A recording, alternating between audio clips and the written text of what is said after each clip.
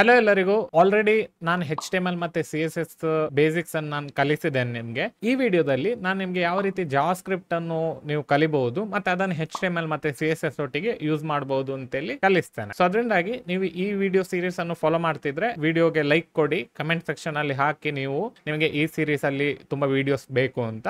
ನೀವು ಆಲ್ರೆಡಿ ಈ ಚಾನೆಲ್ ಗೆ ಸಬ್ಸ್ಕ್ರೈಬ್ ಮಾಡದಿದ್ರೆ ಸಬ್ಸ್ಕ್ರೈಬ್ ಮಾಡಿ. ನಾವು ಇಂತ ಹಲವಾರು ರೀತಿಯ ವಿಡಿಯೋಸ್ ಗಳನ್ನು ನಾವು ಮಾಡ್ಲಿಕ್ಕೆ ಸ್ಟಾರ್ಟ್ ಮಾಡಿದ್ದೇವೆ. ಸೊ ಅದರಿಂದಾಗಿ ಜಾವಾ ಸ್ಕ್ರಿಪ್ಟ್ ಸೀರೀಸ್ ಅನ್ನು ಸ್ಟಾರ್ಟ್ ಮಾಡುವ. ನಾವೀಗ ಕಂಪ್ಯೂಟರ್ಗೆ ಹೋಗಿ ಕೋಡ್ ಮಾಡುವ.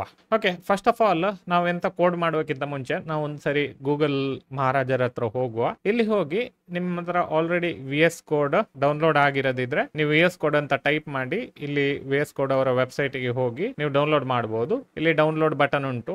ನನ್ನ ಸ್ವಲ್ಪ ತಲೆ ನೀಚೆ ಸೈಡ್ ಹಾಕಿದ್ರೆ ನಿಮ್ಗೆ ಇಲ್ಲಿ ಕಾಣ್ತದೆ, ಡೌನ್ಲೋಡ್ ಬಟನ್ ಕಾಣ್ತದೆ. ಇದನ್ನು ಹೋಗಿ ಡೌನ್ಲೋಡ್ ಮಾಡಿ. ನಾವು ಇದರಲ್ಲಿ ಕೋಡ್ ಬರೆಯೋದು. ನಿಮ್ಮ ನೋಟ್ ಪ್ಯಾಡ್ ಪ್ಲಸ್ ಅಥವಾ ನಿಮ್ಮ ಕಾಲೇಜಲ್ಲಿ ಕಲಿಸುವ ಯಾವ್ದಾದ್ರು ಎಡಿಟರ್ ಎಲ್ಲ ಇರ್ತದಲ್ಲ, ಅದನ್ನ ಯಾವ್ದು ಯೂಸ್ ಮಾಡಬೇಡಿ. ನೀವು direct visual studio code, visual studio ಅಲ್ಲ, ವಿಜುವಲ್ ಸ್ಟುಡಿಯೋ ಕೋಡ್ ಅಂತೇಳಿ ವೆಬ್ಸೈಟ್ ಗೆ ಹೋಗಿ ಅಲ್ಲಿ ಡೌನ್ಲೋಡ್ ಅಂತೇಳಿ ನೀವು ಮಾಡಿದ್ರೆ ನಿಮ್ಗೆ ಕೋಡ್ ಎಡಿಟರ್ ಸಿಗ್ತದೆ. ಮತ್ತೆ ಆಬ್ವಿಯಸ್ಲಿ ಅದನ್ನ ಇನ್ಸ್ಟಾಲ್ ಮಾಡಿ ಅದಾದ ನಂತರ ನಿಮ್ಗೆ ಜಾವಾ ಸ್ಕ್ರಿಪ್ಟ್ ಅಲ್ಲಿ ಕೋಡ್ ಮಾಡ್ಲಿಕ್ಕೆ ಆಗ್ತದೆ. ನೆಕ್ಸ್ಟ್ ಅದಾದ ನಂತರ ಇನ್ನೊಂದು ಇಂಪಾರ್ಟೆಂಟ್ ವಿಷಯ ಅಂತ ಹೇಳಿದ್ರೆ ನೀವು ಕ್ರೋಮ್ ಅನ್ನು ಡೌನ್ಲೋಡ್ ಮಾಡಿ. ನೀವು ಆಲ್ರೆಡಿ ವೆಬ್ಸೈಟ್ ಅನ್ನು ಯೂಸ್ ಮಾಡ್ತಿದ್ದೀರಿ ಅಂತ ಹೇಳಿದ್ರೆ ಆಬ್ವಿಯಸ್ಲಿ ನಿಮ್ಮ ಹತ್ರ ಯಾವ್ದಾದ್ರು ಒಂದು ಬ್ರೌಸರ್ ಇರಬೇಕು. ಬಟ್ ಆದಷ್ಟು ನೀವು ಕ್ರೋಮ್ ಅನ್ನು ಡೌನ್ಲೋಡ್ ಮಾಡಿ. ಈಗ ಕ್ರೋಮ್ ಅಂತೆಲ್ಲ ನಾನು ಸರ್ಚ್ ಮಾಡಿದ ತಕ್ಷಣ ಅದು ಎಂತಕ್ಕೆ ಮೊಬೈಲ್ ಇದ್ದು ಎಂತಕ್ಕೆ ತೋರಿಸ್ತಾ ಉಂಟು ಅಂತ ಗೊತ್ತಿಲ್ಲ. ಕ್ರೋಮ್ ಡೌನ್ಲೋಡ್ ಅಂತೇಳಿ ನಾನು ಕೊಟ್ಟರೆ ಅವಾಗ ಬರ್ಬೋದು. ಓಕೆ, ಇಲ್ಲೇ ಬರ್ತಾ ಉಂಟು. ಇದು ಕ್ರೋಮ್ ಅನ್ನು ಡೌನ್ಲೋಡ್ ಮಾಡ್ಲಿಕ್ಕೆ ಆಗ್ತದೆ. google.com/chromeಗೆ ಹೋದ್ರೆ ಅದು ನಿಮಗೆ ಡೌನ್ಲೋಡ್ ಮಾಡ್ಲಿಕ್ಕೆ ಆಗ್ತದೆ. ಸೊ ಆಬ್ವಿಯಸ್ಲಿ ನನಗೆ ಸರ್ಚ್ ಮಾಡೋಕೆ ಸ್ವಲ್ಪ ಪ್ರಾಬ್ಲಮ್ ಬಂದಿದೆ, ಅದೆಂತಕ್ಕಂತೇಳಿ ಗೊತ್ತಿಲ್ಲ. ಬಟ್ ಅದೇ ಗೂಗಲ್ ಅವರ ವೆಬ್ಸೈಟ್ ಅಲ್ಲಿ ಹೋದ್ರೆ ನಿಮಗೆ ಕ್ರೋಮ್ ಸಿಗ್ತದೆ. ಒಂದ್ಸರಿ ಇದೆರಡು ವಸ್ತುಗಳು ಡೌನ್ಲೋಡ್ ಆದ್ರೆ ಮತ್ತೆ ನಾವು ನಮ್ಮ ಜಾವಾ ಸ್ಕ್ರಿಪ್ಟ್ ಸೀರೀಸ್ ಅನ್ನು ಸ್ಟಾರ್ಟ್ ಮಾಡಬಹುದು. ಸೊ ಅದರಿಂದ ಫಸ್ಟಿಗೆ ಅದನ್ನು ಕರೆಕ್ಟ್ ಆಗಿ ಡೌನ್ಲೋಡ್ ಮಾಡಿ ಇನ್ಸ್ಟಾಲ್ ಮಾಡಿ ಬಿಡಿ. ನೆಕ್ಸ್ಟ್ ಅದಾದ ನಂತರ ಒಂದು ನಿಮ್ಮ ಲ್ಯಾಪ್ಟಾಪ್ ಅಲ್ಲಿ ಒಂದು ಪ್ರಾಜೆಕ್ಟ್ಸ್ ಅಂತ ಒಂದು ಫೋಲ್ಡರ್ ಕ್ರಿಯೇಟ್ ಮಾಡಿ ಅದರೊಳಗೆ ನಾವೆಲ್ಲ ಕೋಡ್ಗಳನ್ನು ಬರೆಯುವುದು.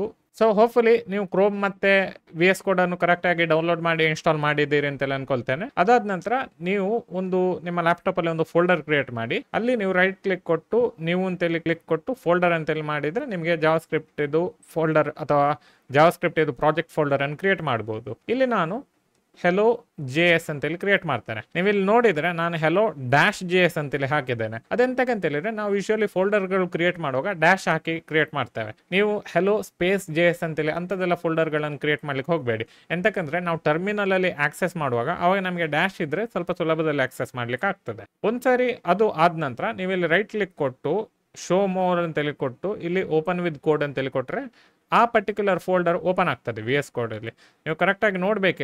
ಇಲ್ಲಿ hello.js ಅಂತೇಳಿ ಉಂಟಲ್ಲ ಆ ಫೋಲ್ಡರಿಗೆ ಕ್ಲಿಕ್ ಕೊಡ್ಬೇಕು ಫಸ್ಟಿಗೆ. ಮತ್ತೆ ಅದಾದ ನಂತರ ಶೋ ಮೋರ್ ಆಪ್ಷನ್ಗೆ ಹೋಗಿ ಇಲ್ಲಿ ಓಪನ್ ವಿತ್ ಕೋಡ್ ಅಂತೇಳಿ ಕೊಡಬೇಕು.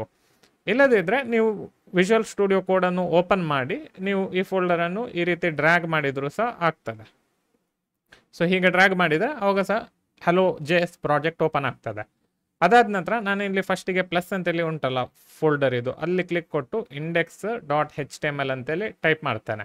ನೀವು HTML ಮತ್ತು CSS ಸೀರೀಸ್ ನೋಡೋದಿದ್ರೆ ಈಗ ನೀವು ಅಲ್ಲಿ ಹೋಗಿ ನೋಡ್ಬೋದು ನಾನು ಎಂತ ಕ್ರಿಯೇಟ್ ಮಾಡ್ತಿದ್ದೇನೆ ಅಂತ. ನಿಮಗೆ ಈ ಸೀರೀಸ್ ಅರ್ಥ ಆಗ್ತಿದ್ರೆ ನೀವು ಡೈರೆಕ್ಟ್ ಫಾಲೋ ಮಾಡ್ಬೋದು, ಎಂತ ಪ್ರಾಬ್ಲಮ್ ಇಲ್ಲ, ಮತ್ತೆ ಸಹ ನೋಡ್ಬೋದು. ಸೊ ಅದಾದ ನಂತರ ನಾನು ಇಲ್ಲಿ ಶಿಫ್ಟ್ ಎಕ್ಸ್ಕ್ಲಮೇಟರಿ ಅಂತೇಳಿ ಕೊಟ್ಟು ಎಂಟರ್ ಕೊಟ್ಟ ತಕ್ಷಣ ನಮಗೆ ಒಂದು ಬೇಸಿಕ್ HTML ಇದು ಸ್ಟ್ರಕ್ಚರ್ ಸಿಗ್ತದೆ. ಇಲ್ಲಿ ನಾನು ಜಾವಾ ಸ್ಕ್ರಿಪ್ಟ್ ಅಂತೇಳಿ ಹಾಕ್ತೇನೆ ಟೈಟಲ್ ಅಲ್ಲಿ. ನೆಕ್ಸ್ಟ್ ಇಲ್ಲಿ ಬಾಡಿಯಲ್ಲಿ ಬಂದು ಒಂದು ಜಸ್ಟ್ ಒಂದು H1 ಅಂತೇಳಿ ಹಾಕಿ hello world I am Manjunath ಅಂತೇಳಿ ಹಾಕ್ತಾನೆ, ಸೇವ್ ಮಾಡಿ ಬಿಡ್ತಾನೆ. ಅದಾದ ನಂತರ ನೆಕ್ಸ್ಟ್ ಇಲ್ಲಿ ವಾಪಸ್ ಬಂದು ನಾವಿಲ್ಲಿ P ಅಂತೇಳಿ ಹಾಕಿ welcome to JavaScript series ಅಂತೇಳಿ ಹಾಕಿ ಸೇವ್ ಕೊಡ್ತಾನೆ. ಇಷ್ಟು ಮಾಡಿದ ನಂತರ ನೀವು ಎಕ್ಸ್ಟೆನ್ಷನ್ಗೆ ಹೋಗಿ ಇಲ್ಲಿ ಲೈವ್ ಸರ್ವರ್ ಅಂತೇಳಿ ಸರ್ಚ್ ಮಾಡಿದ್ರೆ ನಿಮಗೆ ಲೈವ್ ಸರ್ವರ್ ಸಿಗ್ತದೆ. ಇದನ್ನು ಇನ್ಸ್ಟಾಲ್ ಮಾಡಿ. ನಾನು ಆಲ್ರೆಡಿ ಇನ್ಸ್ಟಾಲ್ ಮಾಡಿದ್ದೇನೆ ನನ್ನ HTML ಮತ್ತು CSS ವಿಡಿಯೋಸ್ ಮಾಡ್ತಿರುವಾಗ. ನೀವು ಇಲ್ಲಿ ಬಂದು ಲೈವ್ ಸರ್ವರನ್ನು ಇನ್ಸ್ಟಾಲ್ ಮಾಡಿದರೆ ನಿಮಗೆ ನೆಕ್ಸ್ಟ್ ಈ ಪ್ರಾಜೆಕ್ಟನ್ನು ರನ್ ಮಾಡ್ಲಿಕ್ಕೆ ಆಗ್ತದೆ. ಅದು ನಾವಿಲ್ಲಿ ಬಂದು ಗೋ ಲೈವ್ ಅಂತೇಳಿ ಒಂದು ಬಟನ್ ಉಂಟಲ್ಲ ಅಲ್ಲಿ ಕ್ಲಿಕ್ ಕೊಟ್ಟ ತಕ್ಷಣ ಈ ಪ್ರಾಜೆಕ್ಟ್ ರನ್ ಆಗ್ತದೆ. ಸೊ ನಾವೀಗ ಮಾಡಿದುಂಟಲ್ಲ hello world I am Manjunath ಅದು ನಮಗೆ ಜಾವಾ ಸ್ಕ್ರಿಪ್ಟ್ ಇಲ್ಲಿ ಕಾಣ್ತಾ ಉಂಟು.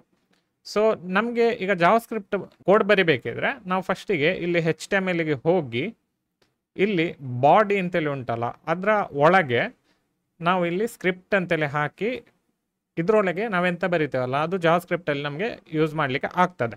ಸೊ ಇಲ್ಲಿ ನಾನು ಫಸ್ಟಿಗೆ console dot log hello world ಅಂತೇಳಿ ನಾನು ಟೈಪ್ ಮಾಡಿ ಸೇವ್ ಮಾಡ್ತೇನೆ. ಆವಾಗ ಇಲ್ಲಿ ಲೈವ್ ಸರ್ವರ್ ರನ್ ಆಗ್ತಿರೋದ್ರಿಂದ ಆಟೋಮೆಟಿಕ್ ಆಗಿ ರಿಫ್ರೆಶ್ ಆಗ್ತದೆ. ಬಟ್ ನಮಗೆ ಇಲ್ಲಿ ಜಾವಾ ಸ್ಕ್ರಿಪ್ಟ್ ಕಾಣ್ತಿಲ್ಲ. ನಾವು ಜಾವಾ ಸ್ಕ್ರಿಪ್ಟನ್ನು ನೋಡಬೇಕಿದ್ರೆ ರೈಟ್ ಕ್ಲಿಕ್ ಕೊಟ್ಟು ಇನ್ಸ್ಪೆಕ್ಟ್ ಅಂತೇಳಿ ಕೊಟ್ಟು ನಾವು ಡೆವಲಪರ್ ಟೂಲ್ಸನ್ನು ಓಪನ್ ಮಾಡಬೇಕು.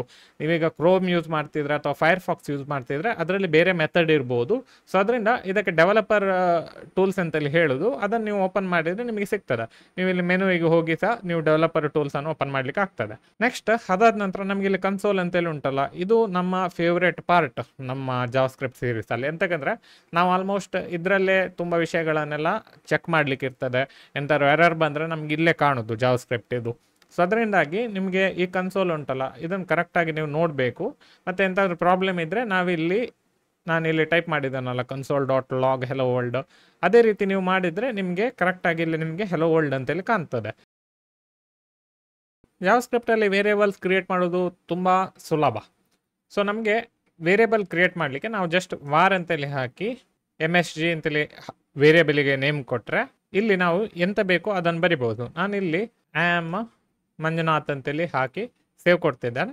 ಇದನ್ನು ನೀವು ಕನ್ಸೋಲ್ ಡಾಟ್ ಲಾಗ್ ಅಂತೇಳಿ ಹಾಕಿ ನೀವು ಅದನ್ನು MSG ಅಂತೇಳಿ ಹಾಕಿ ಸೇವ್ ಕೊಟ್ಟರೆ ನಿಮಗೆ ಇಲ್ಲಿ ನೋಡುವಾಗ ಆಮ್ ಮಂಜುನಾಥ್ ಅಂತೇಳಿ ಕಾಣ್ತದೆ. ಎಂತಕ್ಕಂದರೆ ಇದು MSG ಅಂತೇಳಿರುವ ವೇರಿಯೇಬಲ್ ಆಮ್ ಮಂಜುನಾಥ್ ಅಂತೇಳಿ ಬರ್ದಿರ್ತದೆ. ಸೊ ಅದರಿಂದಾಗಿ ನಮಗೆ ಅಲ್ಲಿ ಕನ್ಸೋಲಲ್ಲಿ ಆಮ್ ಮಂಜುನಾಥ್ ಅಂತೇಳಿ ಕಾಣ್ತಾ ಉಂಟು.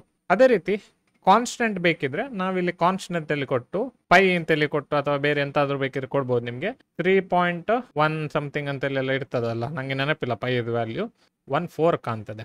ಓಕೆ, ಸೊ ಇಷ್ಟು ಕೊಟ್ಟು ನಾನಿಲ್ಲಿ ಸೇವ್ ಕೊಟ್ಟು ಇಲ್ಲಿ ಇನ್ನೊಂದ್ಸರಿ ಬಂದು ಕನ್ಸೋಲ್ ಡಾಟ್ ಲಾಗ್ ಅಂತೇಳಿ ಕೊಟ್ಟು ಪೈ ಅಂತೇಳಿ ಹಾಕಿ ಸೇವ್ ಕೊಟ್ಟರೆ ನಮ್ಗೆ ಇಲ್ಲಿ 3.14 ಅಂತೇಳಿ ಕಾಣ್ತದೆ. ಇದು ಸ್ಟ್ರಿಂಗ್, ಇದು ನಂಬರ್. ಸೊ ಅದರಿಂದ ಆಗಿರೋದ್ರಿಂದ ನಾವಿಲ್ಲಿ ಸ್ಟ್ರಿಂಗಿಗೆ ಯಾವತ್ತು ಸಿಂಗಲ್ ಕೋಟ್ ಅಥವಾ ಡಬಲ್ ಕೋಟ್ ಹಾಕಬೇಕು, ನಂಬರಿಗೆ ಹಾಕುವ ಅಗತ್ಯ ಇಲ್ಲ, ಡೈರೆಕ್ಟ್ ಕೊಡ್ಬೋದು. ಸೊ ಇನ್ನೊಂದು ಯೂಶಲಿ ನಾವು ಯೂಸ್ ಮಾಡೋದು ಯಾವುದು ಅಂತ ಹೇಳಿದ್ರೆ ಲೆಟ್ ಅಂತೇಳಿ. Let boy is equal to I am boy ಅಂತೇಳಿ ಹಾಕಿಬಿಡ್ತೇನೆ. Next console dot log boy ಅಂತೇಳಿ ಕೊಟ್ಟು ಸೇವ್ ಮಾಡಿದರೆ ಇಲ್ಲಿ ನಿಮಗೆ ಐ ಆಮ್ ಬಾಯ್ ಅಂತೇಳಿ ಕಾಣ್ತದೆ. ಸೊ ಅದರಿಂದಾಗಿ ಇದು ವೇರಿಯೇಬಲ್ ಉಂಟಲ್ಲ 3 ರೀತಿ ಕ್ರಿಯೇಟ್ ಮಾಡ್ಬೋದು ನಿಮಗೆ. ಒಂದು ವ್ಯಾರ್ ಅಂತೇಳಿ ಯೂಸ್ ಮಾಡಿ MSG ಅಂತೇಳಿ ಹಾಕಿದರೆ ನಿಮಗೆ ಕಾಣ್ತದೆ. ಇನ್ನೊಂದು ಕಾನ್ಸ್ಟೆಂಟ್ ಅಂತೇಳಿ ಹಾಕಿ ಪೈ ಅಂತೇಳಿ ಯೂಸ್ ಮಾಡಿ ಹಾಕಿದರೆ ಆಗ್ತದೆ. ನೆಕ್ಸ್ಟ್ ಅದಾದ ನಂತರ ಲೆಟ್ ಅಂತೇಳಿ ಹಾಕಿ ಸಹ ನಿಮ್ಗೆ ಯೂಸ್ ಮಾಡಲಿಕ್ಕೆ ಆಗ್ತದೆ.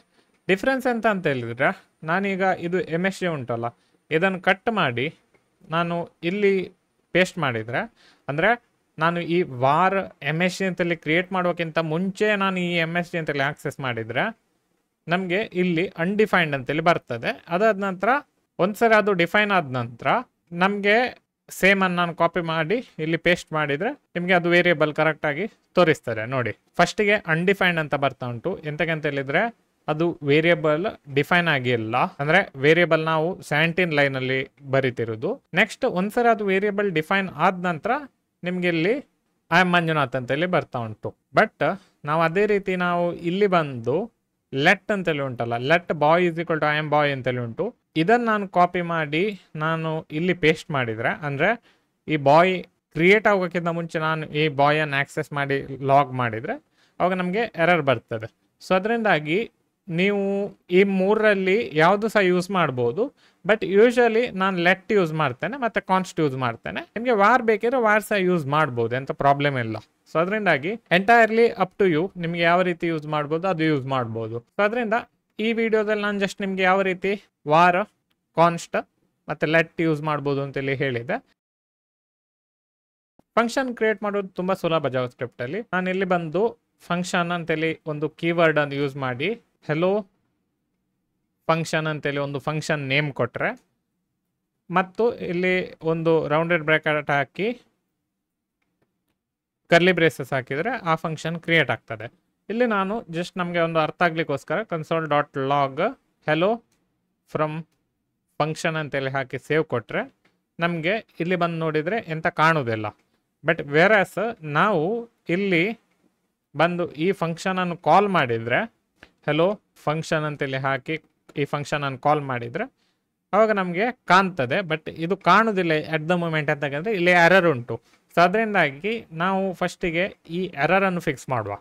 ಎರರನ್ನು ಫಿಕ್ಸ್ ಮಾಡೋದು ಸುಲಭ. ಎಂತಕ್ಕಂತ ಹೇಳಿದ್ರೆ ನಾವು ಆಗ ನಿಮಗೆ ವೇರಿಯೇಬಲ್ಸನ್ನು ನೀವು ಕರೆಕ್ಟಾಗಿ ಕಲಿತ್ರೆ ನಿಮಗೆ ಗೊತ್ತಿರ್ತದೆ. ಈ ಲೆಟ್ಟನ್ನು ಯೂಸ್ ಮಾಡಬೇಕಿದ್ರೆ ಇದು console.log ಉಂಟಲ್ಲ, ಅದು ಲೆಟ್ಟಿನ ಕೆಳಗಿರಬೇಕು, ಇಲ್ಲಾಂದರೆ ನಮಗೆ ಅದು ಎರರ್ ಬರ್ತದೆ. ಲಾಸ್ಟ್ ವೀಡಿಯೋದಲ್ಲಿ ನಾನು ಅದನ್ನು ಫಿಕ್ಸ್ ಮಾಡಲಿಲ್ಲ, ಈ ವಿಡಿಯೋದಲ್ಲಿ ಮಾಡಿದೆ. ಒಂದ್ಸರಿ ಆ ಎರರ್ ಫಿಕ್ಸ್ ಆದ ನಂತರ ನಿಮಗೆ ಹೆಲೋ ಫ್ರಮ್ ಫಂಕ್ಷನ್ ಅಂತೇಳಿ ಕಾಣಲಿಕ್ಕೆ ಸ್ಟಾರ್ಟ್ ಆಗ್ತದೆ. ಸೊ ನೀವು ಇಲ್ಲಿ ನೋಡಿದರೆ ನಾನು ಫಂಕ್ಷನ್ ಹೆಲೋ ಫಂಕ್ಷನ್ ಅಂತೇಳಿ ಹಾಕಿ ನಾನು ಇಲ್ಲಿ ಬರೆದಿದ್ದೇನಲ್ಲ, ಆವಾಗ ಈ ಫಂಕ್ಷನನ್ನು ಕಾಲ್ ಮಾಡಿದ ತಕ್ಷಣ ಇದು ಪ್ರಿಂಟ್ ಮಾಡ್ತಾ ಉಂಟು. ಇದೇ ಫಂಕ್ಷನನ್ನು ನಾವು ಇನ್ನೊಂದು ರೀತಿ ಬರೀಬಹುದು. ಅದು ಹೇಗೆ ಅಂತ ಹೇಳಿದರೆ, ಒಂದು ಕಾನ್ಸ್ಟ್ ಅಂತೇಳಿ ವೇರಿಯೇಬಲ್ ಕ್ರಿಯೇಟ್ ಮಾಡಿ, ಆಲ್ರೆಡಿ ನಾನು ಹೇಳಿದ್ದೇನೆ ಯಾವ ರೀತಿ ಕಾನ್ಸ್ಟನ್ನು ಕ್ರಿಯೇಟ್ ಮಾಡೋದು ಅಂತ. ಒಂದು ಫಂಕ್ಷನ್ ನೇಮ್ ಕೊಡೋದು ಇದಕ್ಕೆ ಹೆಲೋ ಆರೋ ಫಂಕ್ಷನ್ ಅಂತೇಳಿ ಹಾಕ್ತೇನೆ. ಒಂದ್ಸರಿ ಅದು ಹಾಕಿದ ನಂತರ ಅದನ್ನು ಒಂದು ಫಂಕ್ಷನಿಗೆ ಸೆಟ್ ಮಾಡ್ಬೋದು ನಾವು. ಬಟ್ ಸಿಂಟ್ಯಾಕ್ಸ್ ಸ್ವಲ್ಪ ಡಿಫ್ರೆಂಟ್ ಇರ್ತದೆ. ಅದು ಯಾವ ರೀತಿ ಅಂತ ಹೇಳಿದ್ರೆ, ಒಂದು ರೌಂಡೆಡ್ ಬ್ರ್ಯಾಕೆಟ್ ಹಾಕಿ ಅಲ್ಲಿ ಈಕ್ವಲ್ ಟು ಅಂತೇಳಿ ಕೊಟ್ಟು ಒಂದು ಗ್ರೇಟರ್ ದನ್ ಸಿಂಬಲ್ ಅಂತೇಳಿ ಹಾಕಿ ಒಂದು ಆರೋ ಟೈಪ್ ಕ್ರಿಯೇಟ್ ಮಾಡಿದರೆ ನಮಗೆ ಇಲ್ಲಿ ಎಂತ ಬೇಕಿದ್ರೂ ಸಹ ಫಂಕ್ಷನನ್ನು ಬರಿಬಹುದು. ಇಲ್ಲಿ ನಾವು console.log hello from arrow function ಅಂತೇಳಿ ಹಾಕಿ ಸೇವ್ ಕೊಟ್ಟರೆ ಆಬ್ವಿಯಸ್ಲಿ ಎಂತ ಬರುವುದಿಲ್ಲ, ಎಂತಕ್ಕಂದ್ರೆ ಆ ಫಂಕ್ಷನನ್ನು ಕಾಲ್ ಮಾಡಲಿಲ್ಲ. ಆ ಫಂಕ್ಷನನ್ನು ನಾವು ಕಾಲ್ ಮಾಡುವ. ಇಲ್ಲಿ ಬಂದು ಹೆಲೋ ಆರೋ ಫಂಕ್ಷನ್ ಅಂತೇಳಿ ಹಾಕಿ ಸೇವ್ ಕೊಟ್ಟರೆ ಇಲ್ಲಿ ನಮಗೆ ಹೆಲೋ ಫ್ರಮ್ ಆರೋ ಫಂಕ್ಷನ್ ಅಂತೇಳಿ ಸಹ ಬರ್ತದೆ. ಈ ಪ್ರಾಜೆಕ್ಟಲ್ಲಿ ನಾವು ತುಂಬ ಕೋಡ್ ಬರೆದೆವು ಮತ್ತು ಈ ಪ್ರಾಜೆಕ್ಟ್ ತುಂಬ ದೊಡ್ಡದಾಗಲಿಕ್ಕೆ ಸ್ಟಾರ್ಟ್ ಆಯಿತು ಈಗಲೇ. ಬಟ್ ನೀವು ರಿಯಲ್ ವರ್ಲ್ಡ್ ಮಾಡುವಾಗ ಇಲ್ಲಿ HTML ಸಹ ಬರ್ತದೆ. ಇಲ್ಲಿ ಒಂದು ಪ್ಲಸ್ ಅಂತೇಳಿ ಕ್ಲಿಕ್ ಕೊಟ್ಟರೆ ನಿಮಗೆ ಹೊಸತ್ತು ಫೈಲ್ ಕ್ರಿಯೇಟ್ ಮಾಡ್ಲಿಕ್ಕೆ ಆಗ್ತದೆ. ಬಟ್ ವೇರಾಸ್ ನೀವು ಇಲ್ಲಿ ಇನ್ನೊಂದು ಪ್ಲಸ್ಸಿಗೆ ಕ್ಲಿಕ್ ಕೊಟ್ಟರೆ ಅವಾಗ ಒಂದು ಹೊಸತ್ತು ಫೋಲ್ಡರ್ ಕ್ರಿಯೇಟ್ ಮಾಡ್ಲಿಕ್ಕೆ ಆಗ್ತದೆ. ಇಲ್ಲಿ ನಾನು JS ಅಂತೇಳಿ ಒಂದು ಹಾಕ್ತೇನೆ. JS ಅಂತೇಳಿ ಜಾವಾಸ್ಕ್ರಿಪ್ಟ್ ಫೋಲ್ಡರ್ ಆಬ್ವಿಯಸ್ಲಿ. ಅದಾದ ನಂತರ ನಾವು ಇಲ್ಲಿ ಬಂದು ರೈಟ್ ಕ್ಲಿಕ್ ಕೊಟ್ಟು ಈ ಫೋಲ್ಡರಿಗೆ ಇಲ್ಲಿ ನಾವು ನ್ಯೂ ಫೈಲ್ ಅಂತೇಳಿ ಕ್ಲಿಕ್ ಕೊಟ್ಟು ಇಲ್ಲಿ main.js ಅಂತೇಳಿ ಹಾಕಿದರೆ ನಮಗೆ ಜಾವಾಸ್ಕ್ರಿಪ್ಟ್ ಫೈಲ್ ಕ್ರಿಯೇಟ್ ಆಗಿತ್ತು. ನೆಕ್ಸ್ಟ್ ಇಲ್ಲಿ ಎಲ್ಲ ಕೋಡ್ಗಳು ಉಂಟಲ್ಲ, ಇದನ್ನು ಒಂದ್ಸರಿ ಕಟ್ ಮಾಡುವ. ಇಲ್ಲಿಂದ ಈ ಎಲ್ಲ ಕೋಡ್ಗಳನ್ನು ಕಟ್ ಮಾಡಿ ಇಲ್ಲಿ ಬಂದು ನಾನು ಸೇವ್ ಮಾಡಿದರೆ ಈ ಜಾವಾಸ್ಕ್ರಿಪ್ಟ್ ಫೈಲ್ ಸೆಟ್ ಆಗ್ತದೆ. ಬಟ್ ಈ HTML ಫೈಲ್ ಮತ್ತು ಈ ಜಾವಾಸ್ಕ್ರಿಪ್ಟ್ ಫೈಲಿಗೆ ಎಂಥ ಲಿಂಕ್ ಇಲ್ಲ. ಸೊ ಅದರಿಂದ ನಾನು ಇಲ್ಲಿ ಹೋಗಿ ನೋಡಿದರೆ ಇಲ್ಲಿ ನಮಗೆ ಎಂಥ ಕನ್ಸೋಲಲ್ಲಿ ಕಾಣ್ತಿಲ್ಲ. ಎಂತಕ್ಕಂತ ಹೇಳಿದರೆ ಫೈಲ್ ಬೇರೆ ಬೇರೆ ಆಗಿರೋದ್ರಿಂದ. ಸೊ ಅದರಿಂದ ನಾನು ಈ ಫೈಲನ್ನು ಲಿಂಕ್ ಕೊಡಬೇಕಿದ್ರೆ ಒಂದು ಸ್ಕ್ರಿಪ್ಟ್ ಟ್ಯಾಗ್ ಹಾಕಬೇಕು. ಸೊ ಇಲ್ಲಿ ಸ್ಕ್ರಿಪ್ಟ್ ಟ್ಯಾಗ್ ಉಂಟು. ಈ ಸ್ಕ್ರಿಪ್ಟ್ ಟ್ಯಾಗ್ ಇದು ನಾವು ಇಲ್ಲಿ ಹೋಗಿ SRC ಅಂತೇಳಿ ಹಾಕಿ, ನಾನು ಕರೆಂಟ್ಲಿ ಈ ಫೋಲ್ಡರಲ್ಲಿ ಇದ್ದೇನೆ. ಸೊ ಅದರಿಂದ ಡಾಟ್ ಅಂತೇಳಿ ಹಾಕಿದರೆ ಈ ಫೋಲ್ಡರ್ ಇದ್ದು ಒಂದು ಫೈಲನ್ನು ನಾನು ಆಕ್ಸೆಸ್ ಮಾಡಲಿಕ್ಕೆ ಟ್ರೈ ಮಾಡ್ತಿದ್ದೇನೆ. ಅದಕ್ಕೋಸ್ಕರ ನಾನು ಸ್ಲ್ಯಾಶ್ ಅಂತೇಳಿ ಹಾಕಿದರೆ ನಂಗೆ ಇಲ್ಲಿ ಆಟೋಮೆಟಿಕ್ ಆಗಿ VS ಕೋಡಿದ್ದು ಇಂಟೆಲಿಸೆನ್ಸಿಂದ ಸಜೆಷನ್ ಬರ್ತಾ ಉಂಟು ನೋಡಿ, JS ಫೋಲ್ಡರ ಅಂತ. ನಾನೀಗ JS ಫೋಲ್ಡರ್ ಅಂತೇಳಿ ಕ್ಲಿಕ್ ಕೊಟ್ಟ ತಕ್ಷಣ ಇಲ್ಲಿ main.js ಅಂತೇಳಿ ಉಂಟಲ್ಲ, ಅದು ನನಗೆ ಸಜೆಷನಲ್ಲಿ ಕಾಣ್ತಾ ಉಂಟು. ಸೊ ಅದನ್ನು ವಾಪಸ್ ಕ್ಲಿಕ್ ಮಾಡ್ತೇನೆ. ಅಷ್ಟು ಮಾಡಿ ನಾನು ಸೇವ್ ಕೊಟ್ಟು ನಾನು ಇಲ್ಲಿ ಬ್ರೌಸರಿಗೆ ಬಂದರೆ ಇಮಿಡಿಯೇಟ್ಲಿ ನನಗೆ ಇಲ್ಲೆಲ್ಲ ಕಾಣ್ತಾ ಉಂಟು ನೋಡಿ, ಎಲ್ಲ ನಾವು ಆಗ ಬರ್ದದ್ದು ಉಂಟಲ್ಲ ಅದೆಲ್ಲ ಕಾಣ್ತಾ ಉಂಟು. ಸೊ ಅದರಿಂದ ನೀವು ಈ ರೀತಿ ಜಾವಾಸ್ಕ್ರಿಪ್ಟ್ ಫೈಲನ್ನು ಸಪ್ರೇಟ್ ಫೋಲ್ಡರಿಗೆ ಮೂವ್ ಮಾಡಿ ಸಪ್ರೇಟ್ ಫೈಲಿಗೆ ಅದನ್ನು ಹಾಕ್ಲಿಕ್ಕೆ ಆಗ್ತದೆ. ಸೊ ಇದು ಸ್ಕ್ರಿಪ್ಟ್ ಟ್ಯಾಗ್ ಈಗ ಅಟ್ ದ ಮೂಮೆಂಟ್ ನಮ್ಮ main.jsಗೆ ಲಿಂಕ್ ಆಗಿ ಉಂಟು. ಸೊ ಅದರಿಂದಾಗಿ ನಾನು ಈ ಎಲ್ಲ ಫಂಕ್ಷನ್ಗಳು ಉಂಟಲ್ಲ ಇದನ್ನೆಲ್ಲ ಕಮೆಂಟ್ ಹಾಕ್ತೇನೆ. ಕಮೆಂಟ್ ಹಾಕೋದು VS ಕೋಡಲ್ಲಿ ತುಂಬ ಸುಲಭ. ನಮ್ಗೆ ಎಂತ ಬೇಕೋ ಅದನ್ನು ಸೆಲೆಕ್ಟ್ ಮಾಡಬೇಕು. ಫಸ್ಟಿಗೆ ನಾನು Ctrl A ಅಂತೇಳಿ ಹಾಕಿ ಎಲ್ಲವನ್ನು ಸೆಲೆಕ್ಟ್ ಮಾಡಿದೆ. ಅದಾದ ನಂತರ ಕಂಟ್ರೋಲ್ ಅಂತೇಳಿ ಕ್ಲಿಕ್ ಕೊಟ್ಟು ಸ್ಲ್ಯಾಶಿಗೆ ಕ್ಲಿಕ್ ಕೊಟ್ಟ ತಕ್ಷಣ ಇಮಿಡಿಯೇಟ್ಲಿ ಎಲ್ಲ ಕಮೆಂಟ್ ಆಗ್ತದೆ. ಸೇವ್ ಮಾಡಿದರೆ ಇದೆಲ್ಲ ಸೇವ್ ಆಗಿರ್ತದೆ. ಸೊ ನಾನು ಎಂತ ಮಾಡ್ತೇನೆ ಅಂತ ಹೇಳಿದರೆ, ಐ ಥಿಂಕ್ ನಾವು ಲಾಸ್ಟಿಗೆ ಹೋಗಿ ನಾವು ಇದನ್ನು ಬರೆಯುವ ನೆಕ್ಸ್ಟ್ ಫಂಕ್ಷನ್ಸ್ಗಳನ್ನು. ನೆಕ್ಸ್ಟ್ ನನಗೆ ಎಂತ ನಿಮಗೆ ಕಲಿಸ್ಬೇಕಂತ ಹೇಳಿದರೆ ಇಫ್ ಎಲ್ ಸ್ಟೇಟ್ಮೆಂಟನ್ನು ಕಲಿಸ್ಬೇಕು. ನಿಮಗೆ ಇಫ್ ಎಲ್ ಸ್ಟೇಟ್ಮೆಂಟ್ ನೀವು ಯಾವುದೇ ಬೇರೆ ಪ್ರೋಗ್ರಾಮಿಂಗ್ ಲ್ಯಾಂಗ್ವೇಜಲ್ಲಿ ನೀವು ಕಲ್ತಿದ್ರೆ ಅದೇ ರೀತಿ ಇರ್ತದೆ ಸಿಂಪಲ್ ಆಗಿ. ಎಂಥ ಕನ್ಫ್ಯೂಷನ್ ಅಥವಾ ಎಂಥ ಬೇರೆ ಎಂಥ ಎಕ್ಸ್ಟ್ರಾ ಇರೋದಿಲ್ಲ ಇದರಲ್ಲಿ. ನಾನು ಒಂದು ವೇರಿಯೇಬಲ್ ಕ್ರಿಯೇಟ್ ಮಾಡ್ತೇನೆ. Let age is equal to 20 ಅಂತೇಳಿ ಹಾಕಿ ಬಿಡ್ತೇನೆ. ಈ ಏಜ್ 20ಗಿಂತ ಹೆಚ್ಚಿದ್ರೆ ಅದು ನಿಮ್ಮ ಏಜ್ 20ಗಿಂತ ಹೆಚ್ಚು ಉಂಟು ಅಂತೇಳಿ ಹೇಳ್ತದೆ. ಇಲ್ಲದಿದ್ದರೆ ನಿಮ್ಮ ಏಜ್ ಕಡಿಮೆ ಉಂಟು ಅಂತೇಳಿ ಹೇಳ್ತದೆ. ಅದನ್ನು ನಾವು ಸಿಂಪಲ್ ಆಗಿ ಇಲ್ಲಿ ಇಫ್ ಅಂತೇಳಿ ಹಾಕಿ age is less than 20 console.log age is less than 20 ಅಂತೇಳಿ ಹಾಕ್ತಾನೆ. ಈಗ ನಾವು ನೋಡಿದ್ರೆ ಇಲ್ಲಿ ಎಂತ ಪ್ರಿಂಟ್ ಆಗ್ತಿಲ್ಲ, ಎಂತಕಂದ್ರೆ age is not less than 20, ಎಂತಕಂದ್ರೆ 20 ಇಸ್ ನಾಟ್ ಲೆಸ್ ದೆನ್ 20. ಈಗ ಏಜನ್ನು 25 ಅಂತೇಳಿ ಮಾಡಿ ಸೇವ್ ಕೊಟ್ಟರೆ ಆವಾಗ ಸಹ ನಮಗೆ ಎಂತ ಕಾಣೋದಿಲ್ಲ. ಬಟ್ ವೇರಸ್ ನಾವು ಈಗ ಏಜನ್ನು 15 ಅಂತೇಳಿ ಮಾಡಿ ಸೇವ್ ಕೊಟ್ಟರೆ ನಮಗೆ ಏಜ್ ಇಸ್ ಲೆಸ್ ದೆನ್ 20 ಅಂತೇಳಿ ಕಾಣ್ತದೆ. ಎಂತಕಂದ್ರೆ ನಾವಿಲ್ಲಿ ಇಫ್ ಸ್ಟೇಟ್ಮೆಂಟ್ ಹಾಕಿದ್ದೇವೆ, ಅದೇ ನಾನಿಲ್ಲಿ ಎಲ್ಸ್ ಅಂತೇಳಿ ಹಾಕಿ ಇಲ್ಲಿ ನಾನು ಇನ್ನೊಂದು console.log ಹಾಕ್ತೇನೆ, age is not less than 20. So ಇಷ್ಟು ಹಾಕಿ ಸೇವ್ ಕೊಟ್ಟರೆ ಈಗ ಆಗದೆ ಕಾಣ್ತಾ ಉಂಟು ಏಜ್ ಇಸ್ ಲೆಸ್ ದೆನ್ 20 ಅಂತ. ಅದೇ ನಾನೀಗ ಏಜನ್ನು 30 ಅಂತೇಳಿ ಮಾಡಿ ಸೇವ್ ಕೊಟ್ಟರೆ age is not less than 20 ಅಂತೇಳಿ ಬರ್ತದೆ. ಎಂತಕಂದ್ರೆ ಇದು ಇಫ್ ಕಂಡೀಷನ್ ಸ್ಯಾಟಿಸ್ಫೈ ಆಗೋದಿದ್ರೆ ಎಲ್ಸ್ ಕಂಡೀಷನಿಗೆ ಹೋಗ್ತದೆ. ಸೊ ಇದು ನೀವು ಯಾವುದಾದ್ರೂ ಒಂದು ಪ್ರೋಗ್ರಾಮಿಂಗ್ ಲ್ಯಾಂಗ್ವೇಜ್ ಮಾಡುವಾಗ ಕಲ್ತಿರ್ತೀರಿ, ಸೇಮ್, ಎಂತ ಎಕ್ಸ್ಟ್ರಾ ಮತ್ತು ಡಿಫ್ರೆನ್ಸ್ ಎಂತ ಇಲ್ಲ ಇದರಲ್ಲಿ. ನೆಕ್ಸ್ಟ್ ಒಂದು ಫಾರ್ ಲೂಪ್ ಕ್ರಿಯೇಟ್ ಮಾಡುವ. ನಮ್ಮ ಯೂಶುವಲ್ ಫಾರ್ ಲೂಪ್ ಉಂಟಲ್ಲ, ಕಾಲೇಜಲ್ಲಿ ಸ್ಕೂಲಲ್ಲಿ ಎಲ್ಲ ಕಲಿಸ್ತಾರೆ, ಅದೇ for loop. For i is equal to 0, i less than 10, i plus plus ಅಂತೇಳಿ ಹಾಕಿ console.log i ಅಂತೇಳಿ ಹಾಕಿ ಸೇವ್ ಕೊಟ್ಟರೆ ಇಮಿಡಿಯೇಟ್ಲಿ ನಮಗೆ 0 to 10 ಕಾಣಲಿಕ್ಕೆ ಸ್ಟಾರ್ಟ್ ಆಗ್ತದೆ. ಇನ್ನೊಂದು ರೀತಿ ಮಾಡೋದಿತ್ತು ನಾವು ವೈಲ್ ಲೂಪನ್ನು ಯೂಸ್ ಮಾಡಿ. ಇಲ್ಲಿ ನಾನು ಲೆಟ್ ನಮ್ ಇಸ್ ಈಕ್ವಲ್ ಟು 1 ಅಂತೇಳಿ ಹಾಕ್ತೇನೆ, while num is less than or equal to 10, console.log ನಮ್ ಪ್ಲಸ್ ಪ್ಲಸ್ ಅಂತೇಳಿ ಹಾಕಿ ಸೇವ್ ಕೊಡ್ತಾನೆ. ಸೊ ಈಗ ಪುನಃ ಬರ್ತಾ ಉಂಟು 1 2 3 4 5 6 10 ತನಕ ಬರ್ತಾ ಉಂಟು. ಇದು ವೈಲ್ ಲೂಪ್. ಸೊ ನಿಮಗೆ ಇದೆಲ್ಲ ನೀವು ಆಲ್ರೆಡಿ ಬೇಸಿಕ್ಸನ್ನು ಕೋಡಿಂಗ್ ಮಾಡ್ತಿರುವಾಗ ಕಲ್ತಿರುವಿರಿ. ಇಫ್ ಯಾರಾದರೂ ಮಿಸ್ ಆಗಿದ್ರೆ ನಾನು ಜಸ್ಟ್ ಒಂದು ನಿಮಗೆ ತೋರಿಸಿದ್ದು ಈ ರೀತಿ ಇರ್ತದೆ ಅಂತ. ಇಂಥ ಕಾನ್ಸೆಪ್ಟ್ಗಳು ತುಂಬ ಇರ್ತವೆ ಪ್ರೋಗ್ರಾಮಿಂಗ್ ಲ್ಯಾಂಗ್ವೇಜಸ್ಸಲ್ಲಿ. ಸೊ ನೀವು ಇದನ್ನೆಲ್ಲ ಕಲಿತಾ ಕೂತ್ಕೊಂಡ್ರೆ ಎಲ್ಲವನ್ನು ಕಲಿತಾ ಕೂತ್ಕೊಳ್ಬೇಕಾಗ್ತದೆ. ಬಟ್ ನಾನೆಂತ ಸಜೆಸ್ಟ್ ಮಾಡೋದು ಅಂತ ಹೇಳಿದ್ರೆ, ನಾನೀಗ ಬೇಸಿಕ್ಸ್ ಕಲಿಸಿದಲ್ಲ ಅಷ್ಟು ಸಾಕು. ನಿಮಗೆ ಎಕ್ಸ್ಟ್ರಾ ಯಾವುದಾದ್ರು ಬೇಕಿದ್ರೆ ನೀವು ಗೂಗಲಲ್ಲಿ ಹೋಗಿ ಸರ್ಚ್ ಮಾಡಿದರೆ ಇಮಿಡಿಯೇಟ್ಲಿ ಕೋಡ್ ಸಿಗ್ತದೆ. ಅದನ್ನು ನೀವು ನಿಮ್ಮ ಪ್ರಾಜೆಕ್ಟಿಗೆ ಹಾಕಿ ಅದನ್ನು ಕಲಿಬಹುದು. ನಾನು ನಿಮಗೆ ಯಾವ ರೀತಿ ಜಾವಾಸ್ಕ್ರಿಪ್ಟಿಂದ ಒಂದು HTML ಎಲಿಮೆಂಟನ್ನು ಆಕ್ಸೆಸ್ ಮಾಡ್ಬೋದು ಅಂತೇಳಿ ನಾನು ಹೇಳ್ತೇನೆ. ನೀವು ಬೇರೆ ಕಡೆ ಎಲ್ಲರೂ ನೋಡಿದರೆ ಇದನ್ನು ಡಾಮ್ ಮಾಡೆಲ್ ಅಂತೇಳಿ ಎಲ್ಲ ಕರೀತಾರೆ, ಡಾಕ್ಯುಮೆಂಟ್ ಆಬ್ಜೆಕ್ಟ್ ಮಾಡೆಲ್. ಸೊ ಇದೆಲ್ಲ ಕಾಂಪ್ಲಿಕೇಟೆಡ್ ಟರ್ಮ್ಸ್. ಸಿಂಪಲ್ ಆಗಿ ಹೇಳೋದಾದರೆ ನಮಗೆ HTML ಇದು ಎಂತಾದರೂ ಎಲಿಮೆಂಟ್ಸ್ ಉಂಟಲ್ಲ, ಅದನ್ನು ನಾವು ಜಾವಾಸ್ಕ್ರಿಪ್ಟಲ್ಲಿ ಆಕ್ಸೆಸ್ ಮಾಡ್ಲಿಕ್ಕೆ ಆಗ್ತದೆ. ನಾನೊಂದು ಹೊಸತ್ತು ಫೈಲನ್ನು ಅಂದರೆ ಫೋಲ್ಡರನ್ನು ಕ್ರಿಯೇಟ್ ಮಾಡ್ತೇನೆ, ಕೂಲ್ ಪ್ರಾಜೆಕ್ಟ್ ಅಂತೇಳಿ ಒಂದು ನೇಮ್ ಕೊಡ್ತೇನೆ. ಸೊ ಎಂತಕಂದರೆ ಈ ಪ್ರಾಜೆಕ್ಟ್ಗಳೆಲ್ಲ ಸ್ವಲ್ಪ ಕೂಲ್ ಆಗಿದೆ. ನಾವು ನಾರ್ಮಲ್ ಆಗಿ HTML CSS ಅಲ್ಲಿ ಪ್ರಾಜೆಕ್ಟ್ ಮಾಡೋದೆಲ್ಲ ಉಂಟಲ್ಲ, ಜಸ್ಟ್ ವೆಬ್ಸೈಟ್ ಆಗಿ ಕಾಣ್ತದೆ. ಬಟ್ ಇನ್ನೂ ಪ್ರಾಜೆಕ್ಟ್ ಕ್ರಿಯೇಟ್ ಮಾಡೋದು ಉಂಟಲ್ಲ, ಅದು ಸ್ವಲ್ಪ ಕೂಲ್ ಆಗಿರ್ತದೆ. ನೀವು ಎಂತ ಬೇಕಿದ್ರೆ ನೇಮ್ ಕೊಡ್ಬೋದು. ನಾನು ಜಸ್ಟ್ ಒಂದು ನೇಮನ್ನು ಥಿಂಕ್ ಮಾಡಿ ಕೊಟ್ಟದ್ದು. ಸೊ ಇದನ್ನು ರೈಟ್ ಕ್ಲಿಕ್ ಕೊಟ್ಟು ಶೋ ಮೋರ್ ಆಪ್ಷನ್ಸ್ ಅಂತೇಳಿ ಕ್ಲಿಕ್ ಕೊಟ್ಟು ಇಲ್ಲಿ ಓಪನ್ ವಿತ್ ಕೋಡ್ ಅಂತೇಳಿ ಮಾಡುವ. ಇಲ್ಲಿ ನಾವು ಯಾವಾಗಲೂ ಮಾಡುವಾಗೆ index.html ಅಂತೇಳಿ ಹಾಕಿ ಎಕ್ಸ್ಕ್ಲಮೇಟರಿ ಎಂಟರ್ ಅಂತ ಕೊಟ್ಟು ಇಲ್ಲಿ ಕೂಲ್ ಪ್ರಾಜೆಕ್ಟ್ ಅಂತೇಳಿ ಹಾಕಿ ಇಲ್ಲಿ ಜಸ್ಟ್ ಒಂದು H1 ಅಂತೇಳಿ ಹಾಕಿ ಮಂಜುನಾಥ್ ಪ್ರಾಜೆಕ್ಟ್ ಅಂತೇಳಿ ಹಾಕ್ತಾನೆ. ನೀವು ನಿಮ್ಮ ಹೆಸರು ಹಾಕಿ ಪ್ರಾಜೆಕ್ಟ್ ಅಂತೇಳಿ ಕ್ರಿಯೇಟ್ ಮಾಡಿ, ತೊಂದರೆ ಇಲ್ಲ. ನೆಕ್ಸ್ಟ್ ಅದಾದ ನಂತರ ನಾವು ಗೋ ಲೈವ್ ಅಂತೇಳಿ ಕ್ಲಿಕ್ ಕೊಟ್ಟು ಲೈವ್ ಸರ್ವರನ್ನು ಓಪನ್ ಮಾಡಿ ಬಿಡುವ. ಈಗ ನಾವು ಜಾವಾಸ್ಕ್ರಿಪ್ಟನ್ನು ಸಹ ಲಿಂಕ್ ಮಾಡಿ ಬಿಡುವ.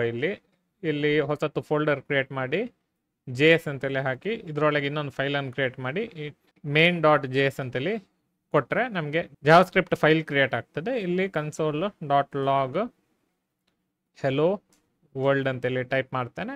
ಎಂತಕಂದರೆ ನಮಗೆ ಲಿಂಕ್ ಆಗಿದೆ ಇಲ್ವ ಅಂತೇಳಿ ಗೊತ್ತಾಗಬೇಕು. ಸ್ಕ್ರಿಪ್ಟ್ ಟ್ಯಾಗ್ ಹಾಕ್ತೇನೆ, ಇಲ್ಲಿ src ಅಂತೇಳಿ ಹಾಕಿ ನಾನು ./js/main.js ಅಂತೇಳಿ ಹಾಕಿ ಸೇವ್ ಕೊಡ್ತೇನೆ.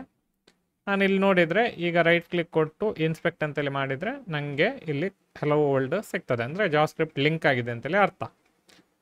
ಸೊ ಅಷ್ಟಾದ ನಂತರ ನಾನು ಯಾವ ರೀತಿ ಈ H1 ಟ್ಯಾಗ್ ಉಂಟಲ್ಲ ಅದನ್ನು ಆಕ್ಸೆಸ್ ಮಾಡ್ಬೋದು ಅಂತೇಳಿ ನೋಡುವ. ಇದು ತುಂಬ ಸುಲಭ ಜಾವಾಸ್ಕ್ರಿಪ್ಟ್ ಅಲ್ಲಿ ಆಕ್ಸೆಸ್ ಮಾಡಲಿಕ್ಕೆ.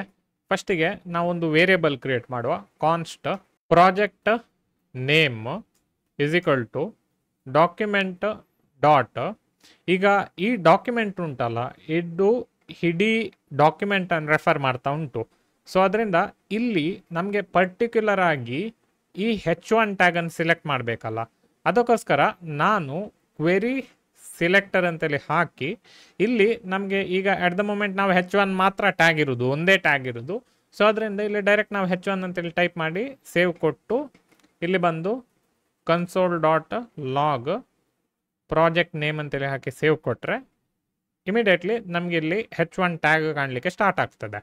ಸೊ ಇದು ಜಾವಾಸ್ಕ್ರಿಪ್ಟ್ ಇದು ಮ್ಯಾಜಿಕ್ ಎಂತ ಅಂತ ಹೇಳಿದ್ರೆ ನಮಗೆ ಇಡೀ ಇದು H1 ಟ್ಯಾಗ್ ಉಂಟಲ್ಲ ಅದನ್ನು ನಮಗೆ ಜಾವಾಸ್ಕ್ರಿಪ್ಟಲ್ಲಿ ಆಕ್ಸೆಸ್ ಮಾಡಲಿಕ್ಕೆ ಆಗ್ತದೆ, ಜಸ್ಟ್ ಡಾಕ್ಯುಮೆಂಟನ್ನು ಆಕ್ಸೆಸ್ ಮಾಡಿ. ಸೊ ಈಗ ಇದರೊಟ್ಟಿಗೆ ಸ್ವಲ್ಪ ಮ್ಯಾಜಿಕ್ ಎಲ್ಲ ಮಾಡ್ಬೋದು ನಾವೀಗ. ಇಲ್ಲಿ project name dot inner HTML ಅಂತೇಳಿ ಹಾಕಿ ಇಲ್ಲಿ ನಾನು ಫಾಲೋ ಮೀ ಆನ್ ಇನ್ಸ್ಟಾಗ್ರಾಮ್ ಅಂತೇಳಿ ಹಾಕಿ ಸೇವ್ ಕೊಟ್ಟು ಇಲ್ಲಿ ಬಂದರೆ ಎಂಟೈರ್ HTML ಚೇಂಜ್ ಆಯಿತು. ನಿಮ್ಗೀಗ ಆಗ್ಬೋದು ಇದು ಹೇಗಾಯಿತು ಅಂತೇಳಿ. ಎಂತಕ್ಕಂದರೆ ನಾವಿಲ್ಲಿ ಬಂದು ಇಂಡೆಕ್ಸ್ HTML ಅಲ್ಲಿ ನಾನು ಇಲ್ಲಿ H1 ಅಂತೇಳಿ ಹಾಕಿದ್ದೇನೆ. ಇಲ್ಲಿ ಕ್ಲಿಯರ್ ಆಗಿ ಮಂಜುನಾಥ್ ಶೆಣೈ ಪ್ರಾಜೆಕ್ಟ್ ಅಂತೇಳಿ ಉಂಟು.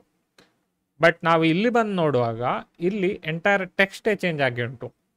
ಇದೆಂತಕ್ಕೆ ಹೀಗೆ ಆಗ್ತಿರೋದು? ಈಗ ಎಂತಕ್ಕೆ ಆಗ್ತಿರೋದು ಅಂತೇಳಿದರೆ ನಾವಿಲ್ಲಿ ಜಾವಾಸ್ಕ್ರಿಪ್ಟಲ್ಲಿ ನಾವು ಡಾಮಿಂದ ಪ್ರಾಜೆಕ್ಟ್ ನೇಮ್ ಅಂತೇಳಿ ಇರುವ ವೇರಿಯೇಬಲನ್ನು ಆಕ್ಸೆಸ್ ಮಾಡಿದ್ದೇವೆ. ಈ ವೇರಿಯೇಬಲ್ ಆ್ಯಕ್ಚುಲಿ H1 ಟ್ಯಾಗ್. ಈಗ ನಾವು ಈ ವೇರಿಯೇಬಲಲ್ಲಿರುವ ಇನ್ನರ್ HTML ಅನ್ನು ಚೇಂಜ್ ಮಾಡಿದರೆ ನಮಗಿಲ್ಲಿ ಎಂಥ ಟೆಕ್ಸ್ಟ್ ಬೇಕೋ ಅದನ್ನು ಹಾಕಿದರೆ ಇಲ್ಲಿ ಇಮಿಡಿಯೇಟ್ಲಿ ನಮಗೆ ಬೇರೆ ಟೆಕ್ಸ್ಟ್ಗಳು ಡಿಸ್ಪ್ಲೇ ಮಾಡಲಿಕ್ಕೆ ಆಗ್ತದೆ. ಸೊ ಅದರಿಂದ ಜಾವಾಸ್ಕ್ರಿಪ್ಟನ್ನು ಯೂಸ್ ಮಾಡಿ ಉಂಟಲ್ಲ ನಿಮ್ಮ entire HTML structure, colour, style ಎಲ್ಲ ಚೇಂಜ್ ಮಾಡಲಿಕ್ಕೆ ಆಗ್ತದೆ. ಸೊ ಅದರಿಂದ ಜಾವಾಸ್ಕ್ರಿಪ್ಟ್ ತುಂಬ ಪವರ್ಫುಲ್. ಮತ್ತು ಈ ಎಲ್ಲ ಫ್ರೇಮ್ವರ್ಕ್ಸ್ಗಳೆಲ್ಲ ಉಂಟಲ್ಲ, ರಿಯಾಕ್ಟ್ ಎಲ್ಲ ಅದೆಲ್ಲ ತುಂಬ ಪಾಪ್ಯುಲರ್. ಎಂತಕ್ಕಂದರೆ ನಾವೆಲ್ಲ ಜಾವಾಸ್ಕ್ರಿಪ್ಟಲ್ಲಿ ಬರೆದು ನಾವು ಎಂಟೈರ್ ಟ್ಯಾಗ್ಸ್ಗಳನ್ನು ಕ್ರಿಯೇಟ್ ಮಾಡ್ಬೋದು, ಸ್ಟೈಲನ್ನು ಕ್ರಿಯೇಟ್ ಮಾಡ್ಬೋದು, ಎಂತ ಬೇಕಿದ್ರೆ ಮಾಡ್ಬೋದು. ಸೊ ಅಷ್ಟಾದ ನಂತರ ನಾನು ಇಲ್ಲಿ ಸ್ವಲ್ಪ ಇನ್ನೂ ಸಹ ಸ್ಟ್ರಕ್ಚರ್ಡ್ ವೇಯಲ್ಲಿ ಮಾಡೋದಾದರೆ ನಾನಿಲ್ಲಿ ಕ್ಲಾಸ್ ಅಂತೇಳಿ ಹಾಕಿ ಇದಕ್ಕೆ ಮೇನ್ ಟೈಟಲ್ ಅಂತೇಳಿ ಹಾಕ್ತೇನೆ. ನೆಕ್ಸ್ಟ್ ಈ ಕ್ಲಾಸನ್ನು ಉಂಟಲ್ಲ ನಾನು ಇಲ್ಲಿ ಆ್ಯಕ್ಚುಲಿ ಬರಿಬೇಕು.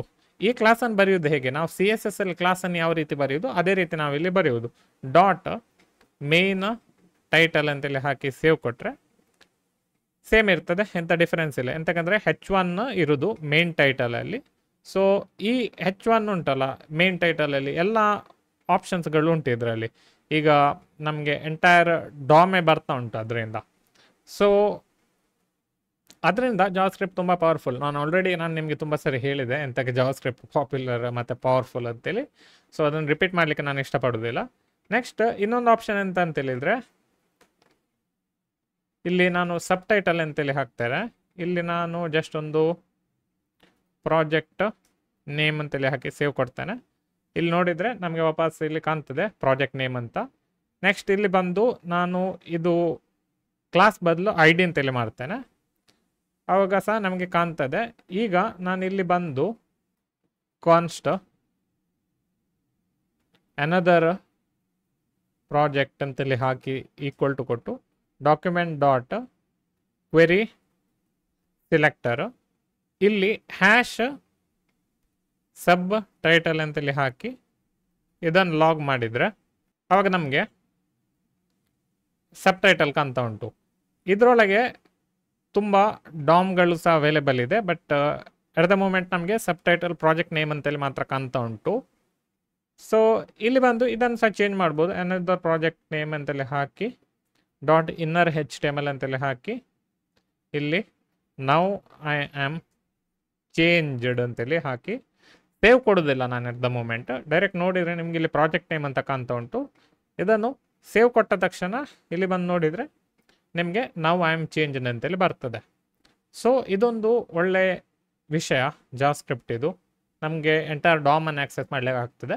ಇದನ್ನು ಯೂಸ್ ಮಾಡಿ ತುಂಬ ವಿಷಯಗಳನ್ನು ನಾವು ಮಾಡಲಿಕ್ಕೆ ಉಂಟು, ತುಂಬ cool things and all. So ಅದರಿಂದಾಗಿ ನಾನು ಈ ಪ್ರಾಜೆಕ್ಟಿಗೆ ನೇಮ್ ಕೂಲ್ ಪ್ರಾಜೆಕ್ಟ್ ಅಂತೇಳಿ ಕೊಟ್ಟಿದ್ದೇನೆ. ನಾವು ಯಾವ ರೀತಿ ಒಂದು ಬಟನ್ ಅನ್ನು ಹಾಕಿ ಅದರನ್ನು ಹ್ಯಾಂಡಲ್ ಮಾಡೋದು ಅಂತೇಳಿ ನೋಡುವ. ಸೊ ಫಸ್ಟ್ ಆಫ್ ಆಲ್ ಇಲ್ಲಿ ನಾವು ಬಂದು ಒಂದು ಬಟನ್ ಕ್ರಿಯೇಟ್ ಮಾಡುವ. ಬಟನಿಗೆ ಆಲ್ವೇಸ್ ನೇಮನ್ನು ಕ್ಲಿಕ್ ಮೀ ಅಂತೇಳಿ ಕೊಡೋದು. ನೆಕ್ಸ್ಟ್ ಇಲ್ಲಿ ಬಂದು ಈ ಬಟನಿಗೆ ಒಂದು ID ಕೊಡುವ. ಈ ಐಡಿಯನ್ನು ನಾವು ಎಂತ ಬೇಕಿರೋ ಕೊಡ್ಬೋದು.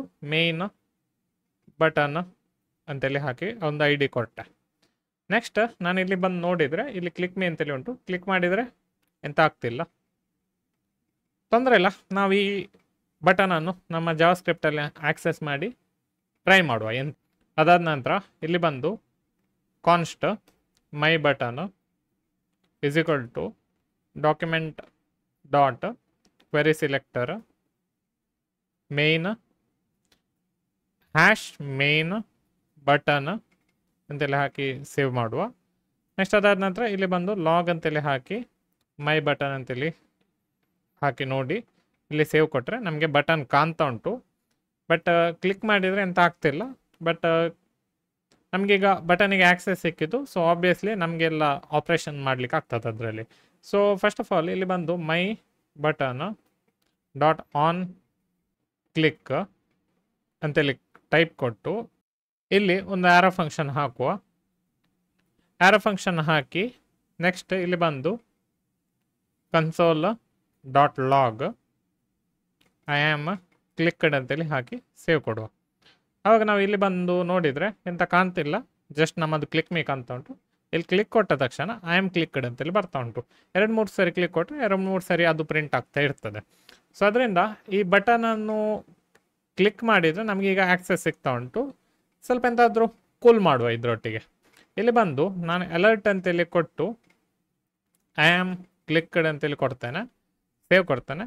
ಸೇವ್ ಕೊಟ್ಟು ಇಲ್ಲಿ ಬಂದು ಈಗ ನಮಗೆ ಜಸ್ಟ್ ಇದು ಕಾಣ್ತಿತ್ತು ಬಟನ್. ನಾನು ಇಲ್ಲಿ ಕ್ಲಿಕ್ ಕೊಟ್ಟ ತಕ್ಷಣ ಐ ಆಮ್ ಕ್ಲಿಕ್ಡ್ ಅಂತೇಳಿ ಬರ್ತಾ ಉಂಟು ನೋಡಿ. ಸೊ ಅದರಿಂದ ಇದೊಂದು ಅಲರ್ಟ್ ಫಂಕ್ಷನ್ ಜಾವಾ ಸ್ಕ್ರಿಪ್ಟ್ ಇದು. ಸೊ ಈಗ ನಾವು ಎಟ್ ದ ಮೂಮೆಂಟ್ ಯಾವ ರೀತಿ ಒಂದು ಬಟನನ್ನು ಕ್ಲಿಕ್ ಮಾಡೋದು ಅಂತೇಳಿ ನಾವು ಕಲಿತೇವೆ. ಇನ್ನೊಂದು ರೀತಿ ಇದನ್ನು ಸಹ ಮಾಡ್ಬೋದು. ಅದು ಯಾವ ರೀತಿ ಅಂತೇಳಿದರೆ my button dot add event listener ಇಲ್ಲಿ ಕ್ಲಿಕ್ ಅಂತೇಳಿ ಹಾಕ್ತೇನೆ. ಕ್ಲಿಕ್ ಅಂತೇಳಿ ಹಾಕಿ ಇಲ್ಲಿ ಸಹ ಸೇಮ್ ಫಂಕ್ಷನನ್ನು ನಾನು ಕಟ್ ಪೇಸ್ಟ್ ಮಾಡಿದರೆ ಇದು ವರ್ಕ್ ಆಗ್ತದೆ. ಇಲ್ಲಿ ನಾನು ಬಂದು ಕ್ಲಿಕ್ ಕೊಟ್ಟರೆ ಐ ಆಮ್ ಕ್ಲಿಕ್ಡ್ ಅಂತೇಳಿ ಬರ್ತದೆ. ಇದೆರಡರಲ್ಲಿ ನೀವು ಯಾವ ಮೆಥಡ್ ಸಹ ಯೂಸ್ ಮಾಡ್ಬೋದು. ನಾನು ಜಸ್ಟ್ ಇದನ್ನು ವಾಪಸ್ ಕಾಪಿ ಮಾಡಿ ಇಲ್ಲಿ ಹಾಕಿ ಬಿಡ್ತೇನೆ ಒಂದ್ಸರಿ. ಇಲ್ಲಿ ಡಿಫ್ರೆನ್ಷಿಯೇಟ್ ಮಾಡಲಿಕ್ಕೆ ನಾನಿಲ್ಲಿ just alert from on click ಅಂತೇಳಿ ಹಾಕಿ ಬಿಡ್ತೇನೆ. ಇಲ್ಲಿ ನೋಡಿದ್ರೆ ಆನ್ ಕ್ಲಿಕ್ಕಿಂದ ಕ್ಲಿಕ್ ಆಗ್ತಾ ಉಂಟು. ಮತ್ತು ಇಲ್ಲಿ ಐ ಆಮ್ ಕ್ಲಿಕ್ಡ್ ಅಂತ ಎರಡು ಸರಿ ಬರ್ತಾ ಉಂಟು. ಸೊ ಅದೆಂತಕ್ಕಂದರೆ ಎರಡು ಫಂಕ್ಷನ್ ರನ್ ಆಗ್ತಾ ಉಂಟು. ನಾನಿಲ್ಲಿ ಕಮೆಂಟ್ ಹಾಕಿದರೆ ಇದನ್ನು ಆವಾಗ ಜಸ್ಟ್ ಐ ಆಮ್ ಕ್ಲಿಕ್ಡ್ ಅಂತೇಳಿ ಬರ್ತದೆ ಈಗ. ಓಕೆ, ಸೊ ಅದರಿಂದ ನಮಗೆ ಜಾವಾ ಸ್ಕ್ರಿಪ್ಟನ್ನು ಯೂಸ್ ಮಾಡಿ ಒಂದು ಬಟನನ್ನು ಕ್ಲಿಕ್ ಮಾಡೋದನ್ನು ಹ್ಯಾಂಡಲ್ ಮಾಡಲಿಕ್ಕೆ ಆಗ್ತದೆ. ಇದೇ ರೀತಿ ಹಲವಾರು ರೀತಿಯ ವಿಷಯಗಳನ್ನು ಮಾಡ್ಲಿಕ್ಕೆ ಆಗ್ತದೆ. ಬಟ್ ಎಟ್ ದ ಮೂಮೆಂಟ್ ನಮಗೆ ನಮ್ಮದು ಲೈಕ್ ಬಟನ್ ಉಂಟಲ್ಲ ಅದನ್ನು ಕ್ರಿಯೇಟ್ ಮಾಡುವ. ನಾನು ನಿಮಗೆ ಯಾವ ರೀತಿ ಜಾವಾ ಸ್ಕ್ರಿಪ್ಟ್ ಅನ್ನು ಯೂಸ್ ಮಾಡಿ ಒಂದು ಲೈಕ್ ಬಟನ್ ಅನ್ನು ಕ್ರಿಯೇಟ್ ಮಾಡೋದು ಅಂತ ತುಂಬಾ ವಿಡಿಯೋಸ್ ಇಂದ ನಾನು ಹೇಳ್ತಿದ್ದೆ ಲೈಕ್ ಬಟನ್ ಜಾವಾ ಸ್ಕ್ರಿಪ್ಟ್ ಇಂದ ವರ್ಕ್ ಆಗ್ತದೆ ಅಂತ. ಸೊ ಈ ವಿಡಿಯೋದಲ್ಲಿ ನಾವು ಅದನ್ನು ಆಕ್ಚುಲ್ ಆಗಿ ನಾವು ಕ್ರಿಯೇಟ್ ಮಾಡಿ ಅದನ್ನು ವರ್ಕ್ ಮಾಡಿಸುವ. ಸೊ ಫಸ್ಟ್ ಆಫ್ ಆಲ್ ಇಲ್ಲಿ ನೀವು ನಿಮ್ಮ ಪ್ರಾಜೆಕ್ಟ್ ಡೈರೆಕ್ಟರಿಗೆ ಹೋಗಿ ಅಲ್ಲಿ ರೈಟ್ ಕ್ಲಿಕ್ ಕೊಟ್ಟು ಅಲ್ಲಿ ನೀವು ಫೋಲ್ಡರ್ ಲೈಕ್ ಬಟನ್ ಅಂತೇಳಿ ಒಂದು ಫೋಲ್ಡರ್ ಕ್ರಿಯೇಟ್ ಮಾಡುವ. ಪ್ರತಿಯೊಂದು ಪ್ರಾಜೆಕ್ಟ್ ಅಲ್ಲಿ ಸಹ ನಾವು ಈ ರೀತಿ ಒಂದು ಫೋಲ್ಡರ್ ಕ್ರಿಯೇಟ್ ಮಾಡಬೇಕು. ಅದಾದ ನಂತರ ಅದನ್ನು VS ಕೋಡ್ ಅಲ್ಲಿ ಓಪನ್ ಮಾಡುವ. Right click show more options open with code ಅಂತೇಳಿ ಹಾಕಿದ ತಕ್ಷಣ ಇಮಿಡಿಯೇಟ್ಲಿ ಅದು ನಮ್ಮ VS ಕೋಡ್ ಅಲ್ಲಿ ಓಪನ್ ಆಗ್ತದೆ. ಅದಾದ ನಂತರ ನಾವಿಲ್ಲಿ ಫಸ್ಟಿಗೆ index.html ಅಂತ ಒಂದು ಫೈಲ್ ಕ್ರಿಯೇಟ್ ಮಾಡುವ. ನಾನು ಸ್ವಲ್ಪ ಝೂಮ್ ಮಾಡ್ತೇನೆ ನಿಮಗೆ ಸರಿಯಾಗಿ ಕಾಣಲಿಕ್ಕೆ. ಮತ್ತೆ ಯಾವಾಗಲೂ ನಾವು ಮಾಡುವಾಗೆ ಶಿಫ್ಟ್ ಎಕ್ಸ್ಕ್ಲಮೇಟರಿ ಹಾಕಿ ಎಂಟರ್ ಕೊಟ್ಟ ತಕ್ಷಣ ಇಮಿಡಿಯೇಟ್ಲಿ ನಮ್ಮ ಎಂಟರ್ ಪ್ರಾಜೆಕ್ಟ್ ಸ್ಟ್ರಕ್ಚರ್ ಬರ್ತದೆ. ಬೈ ಡಿಫಾಲ್ಟ್ ಆಗಿ ನಾವೆಲ್ಲ ಕೋಡ್ ಅನ್ನು ಬರಿಬೇಕಂತೆಲ್ಲ ಇದನ್ನು ಟೈಟಲ್ ಅಲ್ಲಿ ನಾವು ಇಲ್ಲಿ ಲೈಕ್ ಬಟನ್ ಅಂತೇಳಿ ಹಾಕಿ ಬಿಡ್ತೇನೆ. ಅದಾದ ನಂತರ ಇಲ್ಲಿ ಒಂದು ಜಸ್ಟ್ ಈಗ ವರ್ಕ್ ಆಗ್ತದೆ ಇಲ್ಲೋ ಅಂತೇಳಿ ನೋಡ್ಲಿಕ್ಕೆ H1 ಲೈಕ್ ಬಟನ್ ಅಂತೇಳಿ ಹಾಕ್ತೇನೆ, ಸೇವ್ ಕೊಡ್ತೇನೆ. ಒಂದ್ಸರಿ ಸೇವ್ ಕೊಟ್ಟ ತಕ್ಷಣ ಇಲ್ಲಿ ಗೋ ಲೈವ್ ಅಂತೇಳಿ ಕ್ಲಿಕ್ ಕೊಟ್ಟ ತಕ್ಷಣ ಇಮಿಡಿಯೇಟ್ಲಿ ನಮ್ಮ ಲೈವ್ ಸರ್ವರ್ ಅಲ್ಲಿ ಓಪನ್ ಆಗ್ತದೆ. ನಾನು ಇದನ್ನು ಕಾಪಿ ಮಾಡಿ ಇನ್ನೊಂದು ಟ್ಯಾಬಲ್ಲಿ ಹಾಕಿ ಬಿಡ್ತೇನೆ, ಜಸ್ಟ್ ನಮಗೆ ಸಿಂಪ್ಲಿಸಿಟಿಗೆ ಗೊತ್ತಾಗ್ಲಿಕ್ಕೋಸ್ಕರ. ಇದನ್ನು ಸಹ ಸ್ವಲ್ಪ ಝೂಮ್ ಮಾಡ್ತೇನೆ. ನೆಕ್ಸ್ಟ್ ಅದಾದ ನಂತರ ನಾವು ಒಂದು ಜಾವಾ ಸ್ಕ್ರಿಪ್ಟ್ ಫೈಲನ್ನು ಲಿಂಕ್ ಮಾಡಬೇಕು ಅದಕ್ಕೆ ನಾವು ಒಂದು ಹೊಸತ್ತು ಫೋಲ್ಡರ್ ಕ್ರಿಯೇಟ್ ಮಾಡುವ. JS ಅಂತೇಳಿ ಒಂದು ಫೋಲ್ಡರ್ ಕ್ರಿಯೇಟ್ ಮಾಡಿದೆವು. ಅದಾದ ನಂತರ ಅದರೊಳಗೆ ಪ್ಲಸ್ ಅಂತೇಳಿ ಹಾಕಿ main.js ಅಂತೇಳಿ ಹಾಕಿದೆವು. ಅದಾದ ನಂತರ ಅದರಲ್ಲಿ ರೈಟ್ ಕ್ಲಿಕ್ ಕೊಟ್ಟು ನ್ಯೂ ಫೈಲ್ ಅಂತೇಳಿ ಹಾಕಿ script.js ಅಂತೇಳಿ ನಾನೊಂದು ಹಾಕಿದ್ದೆ. ಇಲ್ಲಿ ಕನ್ಸೋಲ್ ಲಾಗ್ ಅಂತೇಳಿ ಮಾಡ್ತೇನೆ ಒಂದು, ಜಸ್ಟ್ ನಮ್ಗೆ ಗೊತ್ತಾಗ್ಲಿಕ್ಕೋಸ್ಕರ ಇಫ್ ಇದು ಫೈಲ್ ಲಿಂಕ್ ಆಗಿದೆ ಎಲ್ಲೋ ಅಂತೇಳಿ hello world ಅಂತೇಳಿ ಹಾಕಿ ಇಲ್ಲಿ ಬಂದು index.html ಅಲ್ಲಿ ಬಾಡಿ ಟ್ಯಾಗ್ ಎಂಡ್ ಹಾಕೋಕ್ಕಿಂತ ಮುಂಚೆ ಇಲ್ಲಿ ಸ್ಕ್ರಿಪ್ಟ್ ಟ್ಯಾಗ್ ಹಾಕ್ತೇನೆ. ಇದರಲ್ಲಿ src ಉಂಟಲ್ಲ ಅದು .js/script.js ಸೇವ್ ಕೊಟ್ಟೆ. ಸೇವ್ ಕೊಟ್ಟಿಲ್ಲ ರೈಟ್ ಕ್ಲಿಕ್ ಬಂದು ಇನ್ಸ್ಪೆಕ್ಟ್ ಅಂತೇಳಿ ಕೊಟ್ಟರೆ ನಮ್ಮ ಕನ್ಸೋಲಿಗೆ ಹೋದರೆ ನಮಗೆ ಇಮಿಡಿಯೇಟ್ಲಿ ಇಲ್ಲಿ hello world ಅಂತೇಳಿ ಕಾಣ್ತದೆ. ಇದು ನಮ್ಮ basic JavaScript project structure. Usually ನೀವು ಯಾವ ಪ್ರಾಜೆಕ್ಟ್ ಮಾಡುವಾಗ ಸಹ ಈ ರೀತಿ ಒಂದು ಕ್ರಿಯೇಟ್ ಮಾಡಿ ಎಲ್ಲ ಜಾವಾಸ್ಕ್ರಿಪ್ಟ್ ಲಿಂಕ್ ಆಗಿ ಉಂಟಾ, ವರ್ಕ್ ಆಗ್ತಾ ಉಂಟಾ ಅಂತೇಳಿ ನೋಡಿದ್ರೆ ಉಂಟಲ್ಲ, ಅದೊಂದು ಒಳ್ಳೆ ಒಂದು ಪ್ರಾಕ್ಟೀಸ್. ಅದಾದ ನಂತರ ಈ ಪ್ರಾಜೆಕ್ಟಲ್ಲಿ ಸ್ವಲ್ಪ ನಾವು CSS ಅನ್ನು ಸಹ ಬರೀಲಿಕ್ಕೆ ಟ್ರೈ ಮಾಡುವ. ಇಲ್ಲಿ ನ್ಯೂ ಫೋಲ್ಡರ್ ಅಂತೇಳಿ ಕ್ರಿಯೇಟ್ ಮಾಡಿ ಇಲ್ಲಿ CSS ಅಂತೇಳಿ ಹಾಕೋದು. ಅದಾದ ನಂತರ ಈ CSS ಫೋಲ್ಡರ್ಗೆ ರೈಟ್ ಕ್ಲಿಕ್ ಕೊಟ್ಟು ನ್ಯೂ ಫೈಲ್ ಅಂತೇಳಿ ಹಾಕಿ style.css ಅಂತೇಳಿ ಹಾಕೋದು. ಇಲ್ಲಿ ನಾವು ಫಸ್ಟಿಗೆ ಎಂತ ಮಾಡುವ ಅಂದ್ರೆ ಇದನ್ನು ಲಿಂಕ್ ಮಾಡುವ. CSS ಅನ್ನು ಲಿಂಕ್ ಮಾಡುದು ಹೆಡ್ ಟ್ಯಾಗ್ ಒಳಗೆ, ಜಾವಾಸ್ಕ್ರಿಪ್ಟ್ ಅನ್ನು ಯಾವಾಗ ಲಿಂಕ್ ಮಾಡುದು ಬಾಡಿ ಟ್ಯಾಗ್ ಗಿಂತ ಮುಂಚೆ. ಹೆಡ್ ಟ್ಯಾಗ್ ಎಂಡ್ ಆಗೋಕ್ಕಿಂತ ಮುಂಚೆ ನಾವು CSS ಅನ್ನು ಲಿಂಕ್ ಮಾಡ್ತೇವೆ, ಬಾಡಿ ಟ್ಯಾಗ್ ಎಂಡ್ ಆಗೋಕ್ಕಿಂತ ಮುಂಚೆ ನಾವು ಜಾವಾಸ್ಕ್ರಿಪ್ಟ್ ಅನ್ನು ಲಿಂಕ್ ಮಾಡ್ತೇವೆ. ಸೊ ಈಗ ಇಲ್ಲಿ CSS ಅನ್ನು ಲಿಂಕ್ ಮಾಡ್ಲಿಕ್ಕೆ ಲಿಂಕ್ ಅಂತೇಳಿ ಕೊಟ್ಟು ಆಟೋಮ್ಯಾಟಿಕ್ ಆಗಿ ಎಲ್ಲ ಬರ್ತದೆ. rel = style sheet, href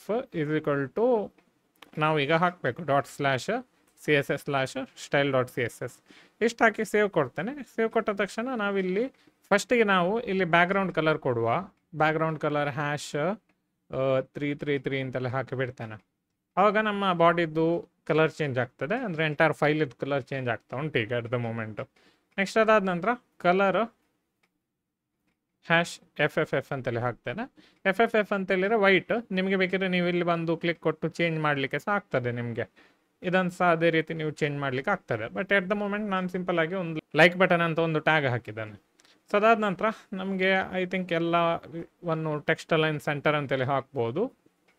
so ಈಗ ಲೈಕ್ ಬಟನ್ ಅಂತ ಸೆಂಟರಲ್ಲಿ ಆಗಿದೆ. ನೆಕ್ಸ್ಟ್ ಅದಾದ ನಂತರ ಪ್ಯಾಡಿಂಗ್ ಟಾಪ್ ಅಂತೇಳಿ ಹಾಕುವ. ಇದಕ್ಕೆ 50 ಪಿಕ್ಸೆಲ್ ಅಂದರೆ ನಮ್ಮ ಪ್ಯಾಡಿಂಗಿಗೆ ಒಂದು 50 ಪಿಕ್ಸೆಲ್ ಬರ್ತಾ ಉಂಟು ಟಾಪಿಂದ. ಅಷ್ಟಾದ ನಂತರ ನಾವು ಇಲ್ಲಿ ಸ್ವಲ್ಪ HTML ಅನ್ನು ಬರೆಯುವ. ಲೈಕ್ ಬಟನ್ ಅಂತೇಳಿ ಹಾಕುವ ಬದಲು ಇಲ್ಲಿ 0 ಲೈಕ್ಸ್ ಅಂತೇಳಿ ಹಾಕುವ. ನೆಕ್ಸ್ಟ್ ಅದಾದ ನಂತರ 2 ಬಟನ್ ಅನ್ನು ಹಾಕಿ ಬಿಡುವ. ಇಲ್ಲಿ ಲೈಕ್ ಮತ್ತು ಅನ್ಲೈಕ್ ಅಂತೇಳಿ ಹಾಕುವ. ಇಷ್ಟು ಹಾಕಿ ಸೇವ್ ಮಾಡಿದೆ. 2 ಬಟನ್ ಬಂತು. ಇಲ್ಲಿ ನಾವು ಈ ಬಟನಿಗೆ ಸ್ವಲ್ಪ ಸ್ಟೈಲ್ ಕೊಡಲಿಕ್ಕೆ ಟ್ರೈ ಮಾಡುವ. ಸ್ಟೈಲನ್ನು ಕೊಡಬೇಕಿದ್ರೆ ನಾವು ಫಸ್ಟಿಗೆ ಕ್ಲಾಸ್ ಹಾಕಬೇಕು. Class BTN like. ನೆಕ್ಸ್ಟ್ ಇಲ್ಲಿ ಬಂದು ಕ್ಲಾಸ್ BTN ಅನ್ಲೈಕ್ ಅಂತೇಳಿ ಕೊಡುವ. 2 ಬಟನ್ ಮಾಡಿದೆವು ನಾವು ಇಲ್ಲಿ. ಅದಾದ ನಂತರ ನಾವಿಲ್ಲಿ ಸ್ಟೈಲಿಗೆ ಹೋಗಿ .BTN ಲೈಕ್ ಅಂತೇಳಿ ಹಾಕಿ ಇಲ್ಲಿ ಕಲರ್ ನಾನು ಕಲರನ್ನು ಗ್ರೀನ್ ಅಂತೇಳಿ ಹಾಕಿ ಬಿಡ್ತೇನೆ. ಸೇವ್ ಕೊಟ್ಟೆ. ಆವಾಗ ಕಲರ್ ಚೇಂಜ್ ಆಗ್ತದೆ. ಬಟ್ ಆ್ಯಕ್ಚುಲ್ ಆಗಿ ನಮಗೆ ಇಲ್ಲಿ ಬೇಕಾದದ್ದು ಬ್ಯಾಕ್ಗ್ರೌಂಡು. ಸೊ ಬ್ಯಾಕ್ಗ್ರೌಂಡ್ ಗ್ರೀನ್ ಅಂತ ಹಾಕಿದ ತಕ್ಷಣ ನಮಗೆ ಇಲ್ಲಿ ಗ್ರೀನ್ ಬಟನ್ ಸಿಕ್ಕಿತು. ಇಲ್ಲಿ ಗ್ರೀನ್ ಅಂತ ಹಾಕಿದ ತಕ್ಷಣ ಕಲರನ್ನು ವೈಟ್ ಮಾಡಿಬಿಡುವ, ಎಲ್ಲರೂ ಅದು ಸರಿ ಕಾಣೋದಿಲ್ಲ. ನೆಕ್ಸ್ಟ್ ಅದಾದ ನಂತರ ಇಲ್ಲಿ ನಾನು ಫಾಂಟ್ ಸೈಜ್ 2rem ಅಂತೇಳಿ ಹಾಕ್ತೇನೆ. ನಮಗೆ ಫಾಂಟ್ ಸ್ವಲ್ಪ ದೊಡ್ಡದಾಗಿ ಕಾಣಲಿ. 2rem ಐ ಥಿಂಕ್ ಅದು ತುಂಬ ದೊಡ್ಡದಾಗ್ತದೆ. 1.5rem ಅಂತೇಳಿ ಹಾಕ್ತೇನೆ. ರೆಮ್ ಅಂತೇಳಿದ್ರೆ ಒಂದು ಯೂನಿಟ್ ಅದು ಸಹ. ಈಗ ನಾವಿಲ್ಲಿ ಪಿಕ್ಸೆಲ್ ಅಂತೇಳಿ ಹೇಗೆ ಹಾಕಿದ್ದೇವೆ ಅದೇ ರೀತಿ ರೆಮ್ ಅಂತ. ಯೂಶ್ವಲಿ 1 rem ಅಂತೇಳಿದರೆ 16 ಪಿಕ್ಸೆಲ್ಸ್. ಸೊ 1.5 ಅಂತೇಳಿದರೆ 16 + 8 ಅಂತೇಳಿ ಮಾಡಿದರೆ 24 ಪಿಕ್ಸೆಲ್ಸ್ ಆಗ್ತದೆ. ಇಲ್ಲಿ ನಾನು 24 ಪಿಕ್ಸೆಲ್ ಅಂತೇಳಿ ಸಹ ಬರಿಬೋದು. ಸೊ ನಾನು 24 ಪಿಕ್ಸೆಲ್ ಅಂತ ಬರೆದ್ರೂ ಸಹ ಇದೇ ರೀತಿ ಸೈಜ್ ಕಾಣ್ತದೆ. ಬಟ್ ನಾನು ಯೂಶ್ವಲಿ 1.5rem ಅಂತೇಳಿ ನಾನು ಬರೆದು ಸೇವ್ ಮಾಡಿ ಇಡೋದು. ಇದರ ಬಗ್ಗೆ ನಾನು ವಿಡಿಯೋ ಮಾಡಲಿಲ್ಲ, ನಿಮಗೆ ಬೇಕಿದ್ರೆ ಮಾಡ್ತೇನೆ ನಾನು. ನೀವು ಕಮೆಂಟ್ ಸೆಕ್ಷನಲ್ಲಿ ಹಾಕಿ ನಿಮಗೆ CSS ಯೂನಿಟ್ಸನ್ನು ಕಲಿಯಬೇಕು ಅಂತ. ಪಿಕ್ಸೆಲ್ಸ್, ರೆಮ್, ಇಂಥ ಹಲವಾರು ರೀತಿಯ ಯೂನಿಟ್ಸ್ಗಳಿವೆ CSSಲ್ಲಿ. ನೆಕ್ಸ್ಟ್ ಅದಾದ ನಂತರ ನಾವು ಎಂತ ಮಾಡುವ ಅಂತ ಹೇಳಿದರೆ ಇದರದ್ದು ಬಾರ್ಡರ್ ಅಂತ ತೆಗೆದು ಬಿಡುವ. ಬಾರ್ಡರ್ ನನ್ ಅಂತೇಳಿ ಹಾಕಿ ಬಿಡ್ತೇನೆ. ಆವಾಗ ನಮ್ಮ ಇದರದ್ದು ಬಾರ್ಡರ್ ಹೋಗ್ತದೆ. ಮತ್ತೊಂದು ಬಾರ್ಡರ್ ರೇಡಿಯಸ್ ಅನ್ನು ಹಾಕಿ ಬಿಡುವ. 10 ಪಿಕ್ಸೆಲ್ ಅಂತೇಳಿ ಹಾಕಿ ಸೇವ್ ಕೊಡ್ತೇನೆ. ಸೊ ನಮಗೆ ಒಂದು ಚಂದವಾದ ಬಾರ್ಡರ್ ಕಾಣ್ತದೆ. ಪ್ಯಾಡಿಂಗ್ ಅನ್ನು ನಾವು ಸ್ವಲ್ಪ ಸರಿ ಮಾಡಿ ಬಿಡುವ. ಪ್ಯಾಡಿಂಗ್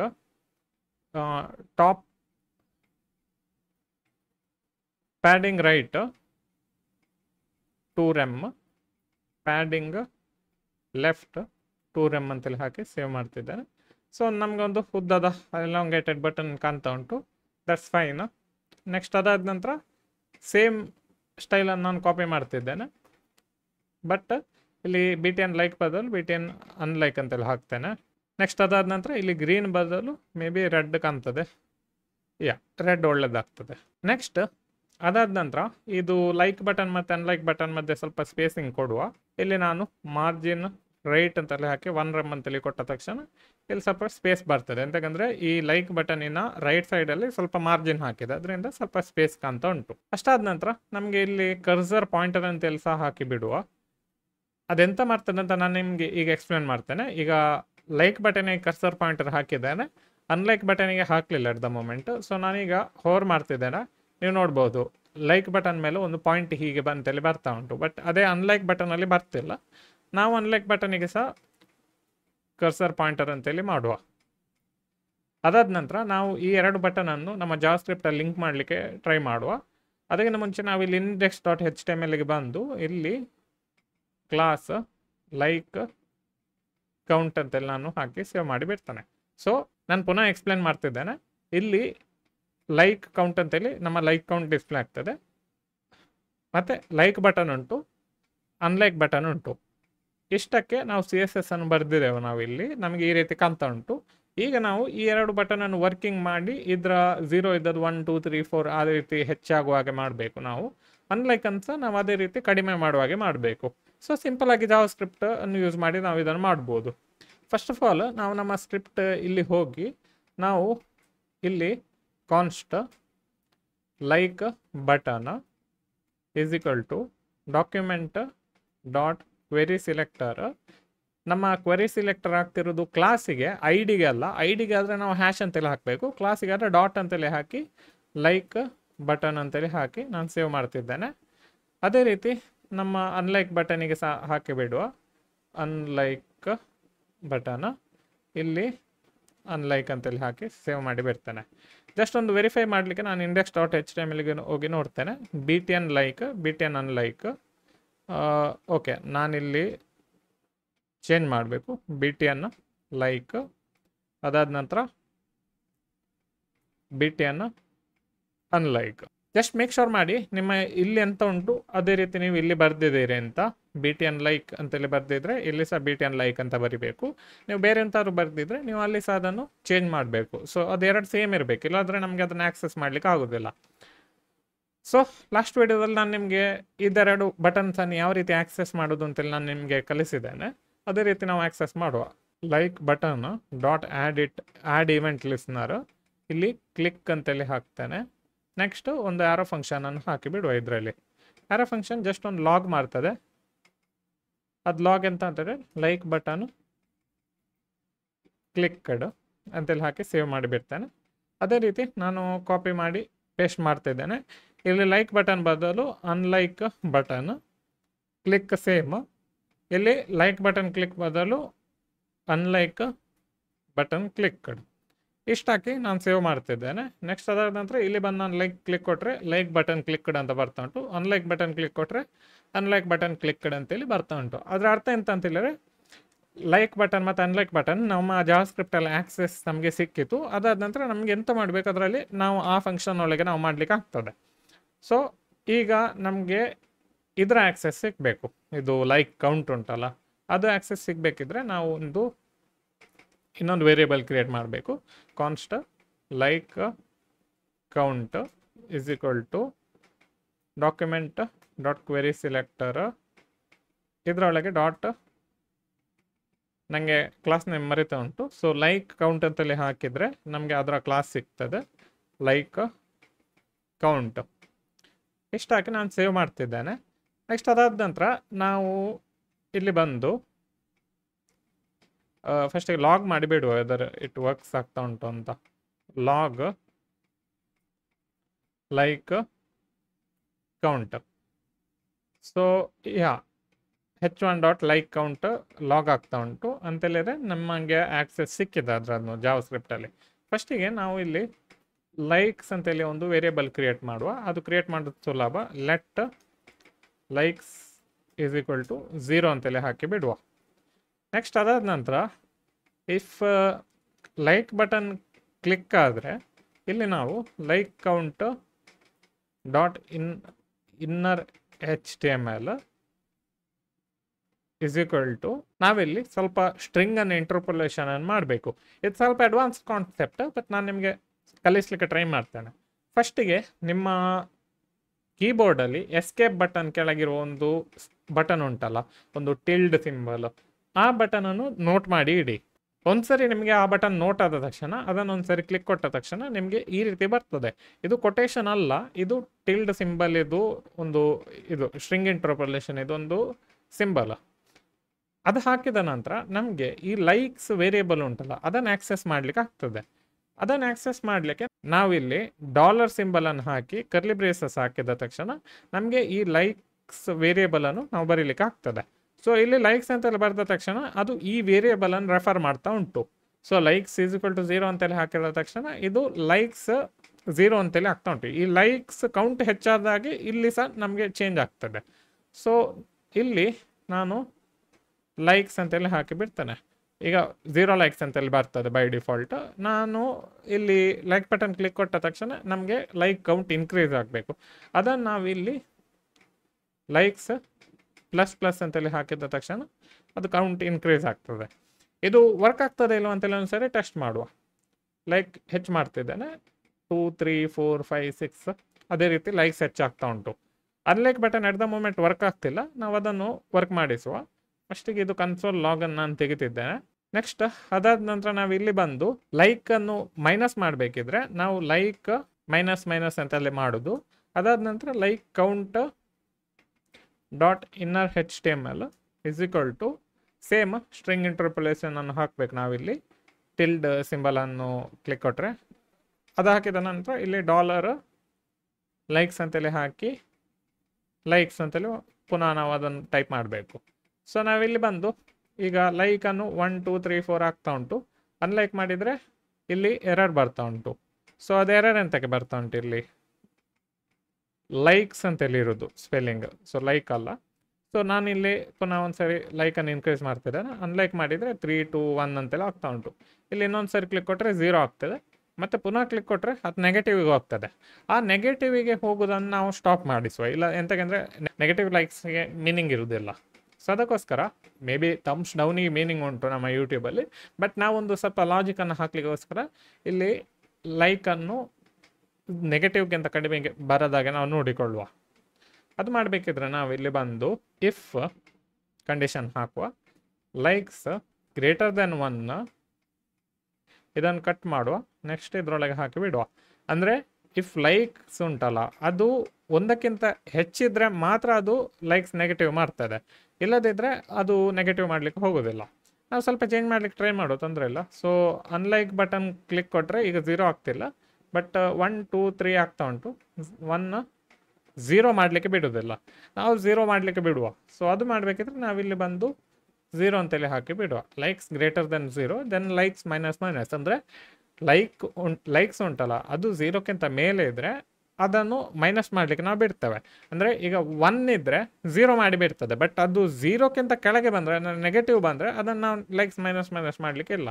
ಸೊ ನನಗೆ ಇಲ್ಲಿ ಕ್ಲಿಕ್ ಕೊಟ್ಟರೆ ನೆಗೆಟಿವ್ ಆಗ್ತಿಲ್ಲ, ಅದು ಲೈಕ್ 1 2 3 4 5 ಅಂತೆಲ್ಲ ಹಾಕಿದೆ. ಅದೇ ರೀತಿ ಅನ್ಲೈಕನ್ನು ನಾನು ಕ್ಲಿಕ್ ಕೊಡ್ತಿದ್ದೇನೆ 2 1 0. ಇನ್ನೊಂದು ಸರಿ ಕ್ಲಿಕ್ ಕೊಟ್ಟರೆ ಅದು ವರ್ಕ್ ಆಗೋದಿಲ್ಲ, ಅಂದರೆ ನೆಗೆಟಿವ್ ಆಗೋದಿಲ್ಲ. ನಿಮ್ಗೆ ಇಲ್ಲಿ ಕೌಂಟ್ ಹೆಚ್ಚಾಗ್ತಾ ಉಂಟು, ಬಟ್ ನಮ್ಮ ಇದರಲ್ಲಿ ಲೈಕ್ ಕಡಿಮೆ ಆಗ್ತಿಲ್ಲ. ಸೊ ನೋಡುವ, ನೀವು ಈ ವಿಡಿಯೋನ ಸರಿಯಾಗಿ ನೋಡಿ ಲೈಕ್ ಕೊಡ್ತೀರಾ ಅಂತೇಳಿ ನೋಡುವ. ಈಗ ನಾನು ಲೈಕ್ ಕೊಡೋದು ಹೇಗೆ ಅಂತೇಳಿ ನಾನು ನಿಮಗೆ ಕಲಿಸಿದೆ. ಸೊ ಅದರಿಂದ ಈ ವಿಡಿಯೋಗೆ ಲೈಕ್ ಮಾಡಲಿಕ್ಕೆ ಮರಿಬೇಡಿ. ನಾವು ಯಾವ ರೀತಿ ಜಾವಾಸ್ಕ್ರಿಪ್ಟ್ ಅನ್ನು ಯೂಸ್ ಮಾಡಿ ಒಂದು HTTP ರಿಕ್ವೆಸ್ಟ್ ಅನ್ನು ಬೇರೆ ವೆಬ್ಸೈಟಿಗೆ ಕಳಿಸೋದು ಅಂತೇಳಿ ನೋಡುವ. ಇದು HTTP ರಿಕ್ವೆಸ್ಟ್ ಉಂಟಲ್ಲ, ಇದು ಎಲ್ಲ ಕಡೆ ಯೂಸ್ ಆಗ್ತದೆ. ಎಂತಂತ ಹೇಳಿದ್ರೆ ನಾವು ನಮ್ಮ ವೆಬ್ ಅಪ್ಲಿಕೇಶನ್ ಅಥವಾ ನಮ್ಮ ವೆಬ್ಸೈಟ್ ಇಂದ ಬೇರೆಯವರ ವೆಬ್ಸೈಟ್ ಅಲ್ಲಿರುವ ಡೀಟೇಲ್ ಅನ್ನು ನಮ್ಮ ವೆಬ್ಸೈಟಿಗೆ ಹಾಕಬೇಕಿದ್ರೆ ನಾವು HTTP ರಿಕ್ವೆಸ್ಟ್ ಅನ್ನು ಯೂಸ್ ಮಾಡ್ತೇವೆ. ಸೊ ನಿಮಗೆ ಇದು ಎಂತ ಅರ್ಥ ಆಗದಿದ್ರು ಸಹ ನಿಮಗೆ ತೊಂದರೆ ಇಲ್ಲ. ನೀವೀಗ ಈ ವಿಡಿಯೋನ ಕರೆಕ್ಟ್ ಆಗಿ ಎಂಡ್ ತನಕ ನೋಡಿದ್ರೆ ನಿಮಗೆ ಅದು ಎಂತಕ್ಕೆ ಯೂಸ್ ಆಗ್ತದೆ ಅಂತೆಲ್ಲ ಅರ್ಥ ಆಗ್ತದೆ. ಮತ್ತೆ ಎಲ್ಲ ವೆಬ್ಸೈಟ್ಗಳು ಉಂಟಲ್ಲ ಅದೆಲ್ಲ HTTP ರಿಕ್ವೆಸ್ಟ್ಗಳನ್ನು ಯೂಸ್ ಮಾಡಿಯೇ ಮಾಡೋದು. ಸೊ ಅದರಿಂದಾಗಿ ನೀವು ಈ ಕಾನ್ಸೆಪ್ಟನ್ನು ನೀವು ಕಲೀಲೇಬೇಕು. ಸೊ ಅದರಿಂದ ಇದು ಆಪ್ಷನಲ್ ಕಾನ್ಸೆಪ್ಟ್ ಅಲ್ಲ. ಸೊ ಇದು ತುಂಬಾ ಎಕ್ಸೈಟಿಂಗ್ ಕಾನ್ಸೆಪ್ಟ್. ಎಂತಕ್ಕಂತ ಹೇಳಿದ್ರೆ ನಿಮ್ಮ ಗಿಟ್ಹಬ್ ಪ್ರೊಫೈಲ್ ಅಲ್ಲಿರುವ ಡೀಟೇಲ್ಸ್ಗಳು ಉಂಟಲ್ಲ, ಅದನ್ನು ನಾವು ನಮ್ಮ ವೆಬ್ಸೈಟ್ ಅಲ್ಲಿ ಡಿಸ್ಪ್ಲೇ ಮಾಡಿಸುವ ಈ ಪ್ರಾಜೆಕ್ಟ್ ಅಲ್ಲಿ. ಸೊ ಅದರಿಂದಾಗಿ ನೀವು ಈ ವಿಡಿಯೋವನ್ನು ಎಂಡ್ ತನಕ ನೋಡಿ ಮತ್ತೆ ಸ್ಟಾರ್ಟ್ ಮಾಡುವ ಈ ಪ್ರಾಜೆಕ್ಟ್ ಅನ್ನು. ಸೊ ಇಲ್ಲಿ ನಾನು ಬಂದು ಪ್ರಾಜೆಕ್ಟ್ ಅನ್ನು ಕ್ರಿಯೇಟ್ ಮಾಡ್ತಿದ್ದೇನೆ ಹೊಸತ್ತು. ಇದನ್ನು ನೇಮ್ ಒಂದು ಹೊಸತ್ತು ಫೋಲ್ಡರ್ ಕ್ರಿಯೇಟ್ ಮಾಡುವ. ಇದಕ್ಕೊಂದು ನೇಮ್ ಕೊಟ್ಟು ಬಿಡುವ, ಗಿಟ್ಹಬ್ ಸರ್ಚ್ ಅಂತಲ್ಲಿ ಹಾಕಿ ಬಿಡ್ತಾನೆ. ನೆಕ್ಸ್ಟ್ ಅದಾದ ನಂತರ ರೈಟ್ ಕ್ಲಿಕ್ ಕೊಟ್ಟು show more options, open with code ಅಂತಲ್ಲಿ ಹಾಕಿದ ತಕ್ಷಣ ನಮಗೆ ಅದು ಇಮಿಡಿಯೇಟ್ಲಿ VS ಕೋಡ್ ಅಲ್ಲಿ ಓಪನ್ ಆಗ್ತದೆ. ಅದಾದ ನಂತರ ನಾವು ನಮ್ಮದು ಯೂಶುವಲ್ ಬಾಯ್ಲರ್ ಪ್ಲೇಟ್ ಮಾಡಿ ಬಿಡುವ, index.html ಅಂತಲ್ಲಿ ಹಾಕುವ, ಶಿಫ್ಟ್ ಎಕ್ಸ್ಕ್ಲಮೇಟರಿ ಎಂಟರ್. ಇಲ್ಲಿ ನಾನು ಹಾಕಿ ಬಿಡ್ತೇನೆ ಗಿಟ್ಹಬ್ ಸರ್ಚ್ ಅಂತೇಳಿ. ನೆಕ್ಸ್ಟ್ ಅದಾದ ನಂತರ ಇಲ್ಲಿ ಒಂದು H1 ಹಾಕಿ ಬಿಡುವ, ಗಿಟ್ಹಬ್ ಸರ್ಚ್ ಅಂತೇಳಿ ಹಾಕಿದೆ, ಸೇವ್ ಕೊಡ್ತೇನೆ. ನೆಕ್ಸ್ಟ್ ಅದಾದ ನಂತರ ಒಂದ್ಸರಿ ಲೈವ್ ಸರ್ವರ್ ಅನ್ನು ಓಪನ್ ಮಾಡುವ. ಇದು ಲೈವ್ ಸರ್ವರ್ ಅಲ್ಲಿ ಓಪನ್ ಆಯಿತು. ನಾನು ಇನ್ನೊಂದು ಟ್ಯಾಬ್ ಅಲ್ಲಿ ಹೋಗಿ ಅಲ್ಲಿ ರಿಫ್ರೆಶ್ ಕೊಡ್ತಿದ್ದೇನೆ. ಓಕೆ, ಸೊ ಗಿಟ್ಹಬ್ ಸರ್ಚ್ ಅಂತ ಇಲ್ಲಿ ಬರ್ತಾ ಉಂಟು. ಇಲ್ಲಿ ಕನ್ಸೋಲ್ ಅನ್ನು ಓಪನ್ ಮಾಡಿ ಇಟ್ಟಿದ್ದೇನೆ. ನಿಮಗೆ ಆಲ್ರೆಡಿ ಗೊತ್ತಿರಬೇಕು ಯಾವ ರೀತಿ ಓಪನ್ ಮಾಡೋದು ಅಂತ. ಇಫ್ ನೀವು ಈ ವಿಡಿಯೋ ಸೀರೀಸ್ ಅನ್ನು ಫಾಲೋ ಮಾಡಿದ್ರೆ ನೀವು ಚೆಕ್ ಮಾಡಿ ಯಾವ ರೀತಿ ಅಂತೇಳಿ. ಸುಲಭ ಉಂಟು. ರೈಟ್ ಕ್ಲಿಕ್ ಕೊಟ್ಟು ಇನ್ಸ್ಪೆಕ್ಟ್ ಅಂತ ಕೊಟ್ಟ ತಕ್ಷಣ ಕನ್ಸೋಲ್ ಓಪನ್ ಆಗ್ತದೆ. ಸೊ ಅದಾದ ನಂತರ ನಾವು ಫಸ್ಟಿಗೆ ಎಂತ ಮಾಡುವ ಅಂತ ಹೇಳಿದ್ರೆ ಸ್ಕ್ರಿಪ್ಟ್ ಟ್ಯಾಗ್ ಅನ್ನು ಕ್ರಿಯೇಟ್ ಮಾಡುವ. ಒಂದು ಹೊಸತ್ತು ಫೋಲ್ಡರ್ ಕ್ರಿಯೇಟ್ ಮಾಡ್ತೇನೆ. ಇಲ್ಲಿ JS ಅಂತೇಳಿ ಹಾಕ್ತಿದ್ದೇನೆ. ಇದ್ರೊಳಗೆ main.js ಅಂತೇಳಿ ಹಾಕ್ತಿದ್ದೇನೆ. ನೆಕ್ಸ್ಟ್ ಅದಾದ ನಂತರ ಇಲ್ಲಿ ಒಂದು ಜಸ್ಟ್ ಒಂದು ಕನ್ಸೋಲ್ ಲಾಗ್ ಅಂತೇಳಿ ಹಾಕಿ ಹೆಲೋ ವರ್ಲ್ಡ್ ಅಂತೇಳಿ ಹಾಕಿ ಬಿಡ್ತಾನೆ, ಸೇವ್ ಮಾಡಿದೆ. ನೆಕ್ಸ್ಟ್ ಅದಾದ ನಂತರ index.html ಗೆ ಬಂದು ಇಲ್ಲಿ ಸ್ಕ್ರಿಪ್ಟ್ ಟ್ಯಾಗ್ ಹಾಕಿ ಇದರಲ್ಲಿ src ಅಂತೇಳಿ ಹಾಕಿ .js/main.js ಅಂತೇಳಿ ಹಾಕಿ ಇಷ್ಟು ನೋಡಿದರೆ ಇಲ್ಲಿ ನಮಗೆ ಹೆಲೋ ವರ್ಲ್ಡ್ ಅಂತೇಳಿ ಪ್ರಿಂಟ್ ಆಗೋದು ಕಾಣ್ತಾ ಉಂಟು. ನೆಕ್ಸ್ಟ್ ಈ ವಿಡಿಯೋ ಉಂಟಲ್ಲ, ನಾನು ನಿಮಗೆ ಯಾವ ರೀತಿ ಅನ್ನು ಯೂಸ್ ಮಾಡಿ ನೀವು ಕೋಡ್ಗಳನ್ನು ಮಾಡ್ಬೋದು ಅಂತೇಳಿ ನಾನು ನಿಮಗೆ ಕಲಿಸ್ಲಿಕ್ಕೆ ಇಷ್ಟಪಡ್ತೇನೆ. ಸೊ ಅದರಿಂದ ನನಗೆ ಈ ಕಾನ್ಸೆಪ್ಟ್ ಉಂಟಲ್ಲ ಕ್ಲಿಯರ್ ಆಗಿ ಗೊತ್ತಿಲ್ಲ. ನಾನು ಮಾಡಿದ್ದೇನೆ ಇದಕ್ಕಿಂತ ಹಿಂದೆ, ಮತ್ತು ನನಗೆ ಅದನ್ನೊಂದು ಗೂಗಲಲ್ಲಿ ಸರ್ಚ್ ಮಾಡಿ ಇಮಿಡಿಯೇಟ್ಲಿ ನನಗೆ ಅರ್ಥ ಆಗ್ತದೆ ಯಾವ ರೀತಿ ಮಾಡ್ಬೋದು ಅಂತ. ಬಟ್ ನಾವು ಈಗ ಒಂದು AI ಟೂಲನ್ನು ಯೂಸ್ ಮಾಡಿ ಯಾವ ರೀತಿ ನಮಗೆ ಕೋಡನ್ನು ಪಡಿಬೋದು ಅಂತೇಳಿ ನಾವು ನೋಡುವ. ಸೊ ಇದರಲ್ಲಿ ಬೆನಿಫಿಟ್ ಮತ್ತು ಡಿಸಡ್ವಾಂಟೇಜ್ ಎರಡು ಸಹ ಉಂಟು. ಅದನ್ನು ನಾವು ಇನ್ನೊಂದು ಯಾವ್ದಾದ್ರು ವೀಡಿಯೋದಲ್ಲಿ ಡಿಸ್ಕಸ್ ಮಾಡುವ. ಎಟ್ ದ ಮೊಮೆಂಟ್ ನಾವು ಅದನ್ನು ಯೂಸ್ ಮಾಡಿ ಯಾವ ರೀತಿ ನಾವು ಕೋಡ್ ಮಾಡೋದು ಅಂತೇಳಿ ಟ್ರೈ ಮಾಡುವ. ಸೊ ನಾನು ಜೆಮಿನಿಯನ್ನು ಯೂಸ್ ಮಾಡ್ತಿದ್ದೇನೆ. ನೀವು ChatGPT ಯೂಸ್ ಮಾಡ್ಬೋದು ಅಥವಾ ಬೇರೆ ಯಾವ್ದಾದ್ರು ಇದ್ದರೆ ಅದನ್ನು ಸಹ ಯೂಸ್ ಮಾಡ್ಬೋದು. ಸೊ AI ಪ್ರಾಂಪ್ಟ್ ನಮಗೆ ಈಗ ಬರ್ತಾ ಉಂಟು. ಇಲ್ಲಿ ಫಸ್ಟಿಗೆ ನಾನು ಅದರ ಹತ್ರ ಕೇಳ್ತಿದ್ದೇನೆ, how to access GitHub profile API publicly ಅಂತೇಳಿ ಕ್ವಶನ್ ಕೊಡ್ತಿದ್ದಾನೆ. ಸೊ ನಮಗೆ ಅದು ಈಗ ಹೇಳ್ತಾ ಉಂಟು ಡೈರೆಕ್ಟ್ HTTP ರಿಕ್ವೆಸ್ಟನ್ನು ನೀವು ಕಳಿಸ್ಬೋದು ಅಂತ. URL ಸ್ಟ್ರಕ್ಚರ್ ಯಾವ ರೀತಿ ಇರಬೇಕಂತ ಹೇಳಿದರೆ api.github.com/users/username. ಸೊ ಇದು API ಇದು ಸ್ಟ್ರಕ್ಚರ್ https//github. ಈ ಸ್ಟ್ರಕ್ಚರ್ ಅನ್ನು ನಾನು ಕಾಪಿ ಮಾಡ್ತಿದ್ದೇನೆ. ನೆಕ್ಸ್ಟ್ ಟ್ಯಾಬಿಗೆ ಹೋಗಿ ಇಲ್ಲಿ ನಾನು ನನ್ನ ಯೂಸರ್ ನೇಮ್ ಹಾಕ್ತೇನೆ, ಶನೋ ಅಂತ. ಸೊ ಇಷ್ಟ ಹಾಕಿದ ತಕ್ಷಣ ನನಗೆ ನನ್ನ ಗಿಟ್ಹಬ್ ಇದು ಡೀಟೇಲ್ಸ್ ಬರ್ತಾ ಉಂಟು. ನೀವು ಇದೇ ರೀತಿ ನಿಮ್ಮ ಗಿಟ್ಹಬ್ ಇದು ಡೀಟೇಲ್ಸ್ ಅನ್ನು ಸಹ ಸರ್ಚ್ ಮಾಡಬಹುದು. ನಿಮ್ಮ ಗಿಟ್ಹಬ್ ಯೂಸರ್ ನೇಮ್ ಅನ್ನು ಹಾಕಿದ ತಕ್ಷಣ ಇಲ್ಲಿ ನಿಮಗೆ ಇಮಿಡಿಯೇಟ್ಲಿ ನಿಮ್ಮ ಗಿಟ್ಹಬ್ ಯೂಸರ್ ಡೀಟೇಲ್ಸ್ ಬರ್ತದೆ. ಅದೇ ರೀತಿ ನಾನು ಇಲ್ಲಿ ಮೆಟಾ ಅಂತಲ್ಲಿ ಹಾಕಿದ್ರೆ ನನಗೆ ಮೆಟಾ ಅಂದ್ರೆ ಫೇಸ್ಬುಕ್ ಅವ್ರದ್ದು ಗಿಟ್ಹಬ್ ಡೀಟೇಲ್ಸ್ ಬರ್ತದೆ. ಯಾರ ಗಿಟ್ಹಬ್ ಪ್ರೊಫೈಲ್ ಬೇಕೋ ಅವರ ಗಿಟ್ಹಬ್ ಪ್ರೊಫೈಲ್ ಅನ್ನು ಹೀಗೆ ಸರ್ಚ್ ಮಾಡಿದ್ರೆ ನಿಮ್ಗೆ ಇಮಿಡಿಯೇಟ್ಲಿ ಬರ್ತದೆ. ಸೊ ಅದನ್ನು ನೀವು ಒಂದು ಸಿಂಪಲ್ ಕ್ವಶನ್ ಹಾಕಿದ ತಕ್ಷಣ ಬಂತು, how to access GitHub profile API publicly ಅಂತೆಲ್ಲ ಒಂದು ಕ್ವಶನ್ ಹಾಕಿದೆ. ಅದಾದ ನಂತರ next how to send HTTP request from JS to above mentioned GitHub URL ಅಂತೆಲ್ಲ ಹಾಕಿ ಬಿಡ್ತಾನೆ. ಆಗ ನೋಡುವ ಎಂತ ಕೋಡ್ ಬರ್ತದೆ ಅಂತ. ಸೊ ಆಬ್ವಿಯಸ್ಲಿ ಅದೊಂದು ಕೋಡ್ ಕೊಡ್ತಾ ಉಂಟು, const user name is equal to user name, const URL is equal to ಈ URL ಕೊಡ್ತಾ ಉಂಟು. ಲಾಸ್ಟ್ ವಿಡಿಯೋದಲ್ಲಿ ನಾವು ಸ್ಟ್ರಿಂಗ್ ಇಂಟರ್ಪೊಲೇಷನ್ ಅನ್ನು ಮಾಡಿದ್ದೇವೆ. ಅದೇ ರೀತಿ ಒಂದು URL ಅನ್ನು ಕನ್ಸ್ಟ್ರಕ್ಟ್ ಮಾಡ್ತಾ ಉಂಟು. ಅಲ್ಲಿ $ಯೂಸರ್ ನೇಮ್ ಅಂತೇಳಿ ಹಾಕಿ ನಮಗೆ ಯೂಸರ್ ನೇಮ್ ಕೊಡ್ತಾ ಉಂಟು. ನೆಕ್ಸ್ಟ್ ಅದಾದ ನಂತರ ಒಂದು ಫಂಕ್ಷನ್ ಕ್ರಿಯೇಟ್ ಮಾಡಿದೆ. ಅದು fetch URL dot then response, if response is okay then return response dot, ಹೀಗೆ ಎಲ್ಲ ಹಾಕ್ತಾ ಉಂಟು. ಸೊ ಈ ಕೋಡನ್ನು ನಾನು ಇನ್ನೊಂದು ರೀತಿ ನಾನು ಅದರ ಹತ್ರ ಕೇಳ್ತೇನೆ, how to use it using await syntax. So ಆವಾಗ ನನಗೆ ಈ ರೀತಿ ಬರ್ತಾ ಉಂಟು async function get user data const U R L is equal to U R L. Next const response is equal to await fetch U R L. If not response dot okay throw error network response was not okay. Const data is equal to await response dot JSON return data ಅಂತೇಳಿ ಕೊಡ್ತಾ ಉಂಟು. So ಅದನ್ನು ನಾವು get user data ಅಂತೇಳಿ ನಾವು ಅದನ್ನು ಹಾಕಿ ನಮಗೆ use ಮಾಡಲಿಕ್ಕೆ ಆಗ್ತದೆ. ಸೊ ನಾವು ನೋಡುವ ಯಾವ ರೀತಿ ನಾವು ಅದನ್ನು ಯೂಸ್ ಮಾಡ್ಬೋದು ಅಂತ ನಮ್ಮ ಕೋಡಲ್ಲಿ. ಸೊ ಫಸ್ಟ್ ಆಫ್ ಆಲ್ ನಾನು JSಗೆ ಹೋಗ್ತಿದ್ದೇನೆ.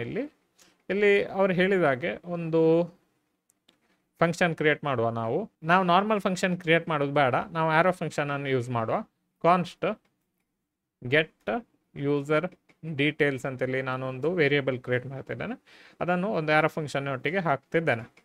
ಸೊ ಈ ಆರೋ ಫಂಕ್ಷನ್ ನಾವು ಎಸಿಂಕ್ ಅಂತೇಳಿ ಹಾಕಬೇಕು ಇದರಲ್ಲಿ. ಎಂತಕ್ಕಂದರೆ ನಾವು ಅವೇಟ್ ಮಾಡಲಿಕ್ಕೆ ಉಂಟು, ಅಂದರೆ ನಾವು ರಿಕ್ವೆಸ್ಟನ್ನು ಫುಲ್ಫಿಲ್ ಆಗೋ ತನಕ ನಾವು ವೇಟ್ ಮಾಡಲಿಕ್ಕೆ ಉಂಟು. ಸೊ ಅದಕ್ಕೋಸ್ಕರ ಅದನ್ನು ವೇಟ್ ಅಂತೇಳಿ ನಾವು ಸಿಂಟ್ಯಾಕ್ಸನ್ನು ಯೂಸ್ ಮಾಡ್ತೇವೆ. ಸೊ ಈಗ ನಾವು ಅದನ್ನು ಮಾಡಲಿಕ್ಕೆ ಸ್ಟಾರ್ಟ್ ಮಾಡುವ. ಸೊ ಫಸ್ಟ್ ಆಫ್ ಆಲ್ ಅದು ಹೇಳ್ತಾ ಉಂಟಲ್ಲ ನಮಗೆ ಒಂದು ವೇರಿಯೇಬಲ್ ಬೇಕು ಅಂತ. Const user name is equal to ನಾನಿಲ್ಲಿ ಎಂಶನ ಅಂತೇಳಿ ಹಾಕಿ ಬಿಡ್ತೇನೆ.